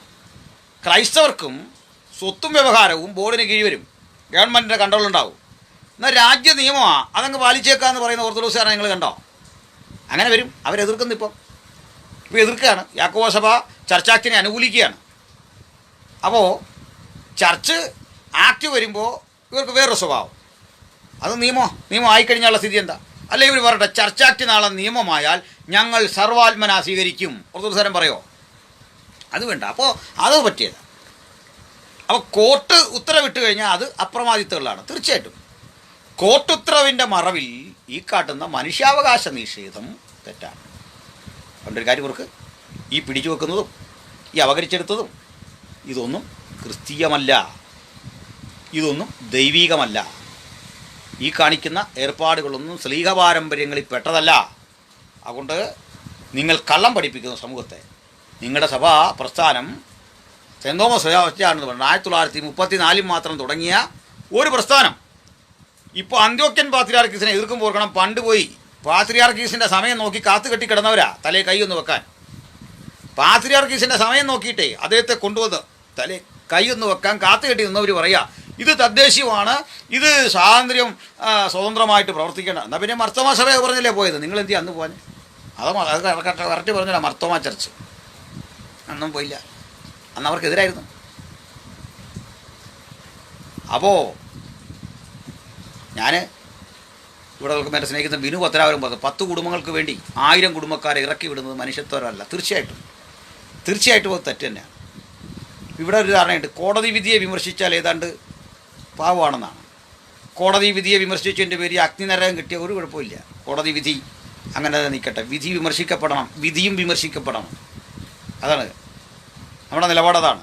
മനുഷ്യത്വപരം ആയ നിലപാട് ഈ വിഷയത്തിൽ സ്വീകരിക്കുക എന്നതാണ് കരണീയമായിട്ടുള്ള ഒരു കാര്യം. അങ്ങനെ തുനിയാനും സമർപ്പിതരാകാനും കഴിയുന്ന ഓർത്തഡോക്സ് യൗവനക്കാരെഴുന്നേൽക്കട്ടെ. അവർക്കെങ്കിലും ബോധ്യം വരട്ടെ, വിവരമുള്ളൊരു തലമുറ അവിടെ എഴുന്നേൽക്കട്ടെ. ചിലരുടെ അധികാരപ്രമത്തതയ്ക്ക് വേണ്ടി അണികളെ തമ്മിലടിപ്പിച്ച് ചോര കുടിക്കുന്ന കഴുകന്മാരായ അധ്യക്ഷന്മാരുടെ കിരാത തേർവാഴ്ചകൾക്കെതിരെ മനസാക്ഷി കൊണ്ട് ശബ്ദിക്കുന്ന ഒരു തലമുറ എഴുന്നേൽക്കട്ടെ. അവർ തിരുവെഴുത്ത് പഠിക്കട്ടെ, അവർ തിരുവെഴുത്ത് പഠിച്ച് തിരുവെഴുത്തിലേക്ക് മടങ്ങട്ടെ. അവർ ശ്ലീഹന്മാർ പഠിപ്പിച്ച പാരമ്പര്യങ്ങളിലേക്ക് മടങ്ങട്ടെ, യേശു പഠിപ്പിച്ച അടിസ്ഥാനത്തിലേക്ക് മടങ്ങട്ടെ. നീ വീണ്ടും ജനിച്ചില്ലെങ്കിൽ ദൈവരാജ്യം അവകാശമാക്കാൻ നിനക്ക് സാധിക്കില്ല. അചഞ്ചലവും ആത്യന്തികവും പരമപ്രധാനവുമായ ഈ സത്യം ഗ്രഹിച്ച് ആത്മാർത്ഥതയുള്ള ക്രിസ്ത്യാനിയായ യേശുവിനെ അനുഗമിപ്പാൻ വചനം കേൾക്കുന്ന, ഈ വാക്കുകൾ കേൾക്കുന്ന ഏവർക്കും ബലവും ധൈര്യവും കരുത്തുമുണ്ടാകട്ടെ എന്ന് പ്രാർത്ഥിച്ച് ഞാൻ ഉപസംഹരിക്കുന്നു. നന്ദി, നമസ്കാരം.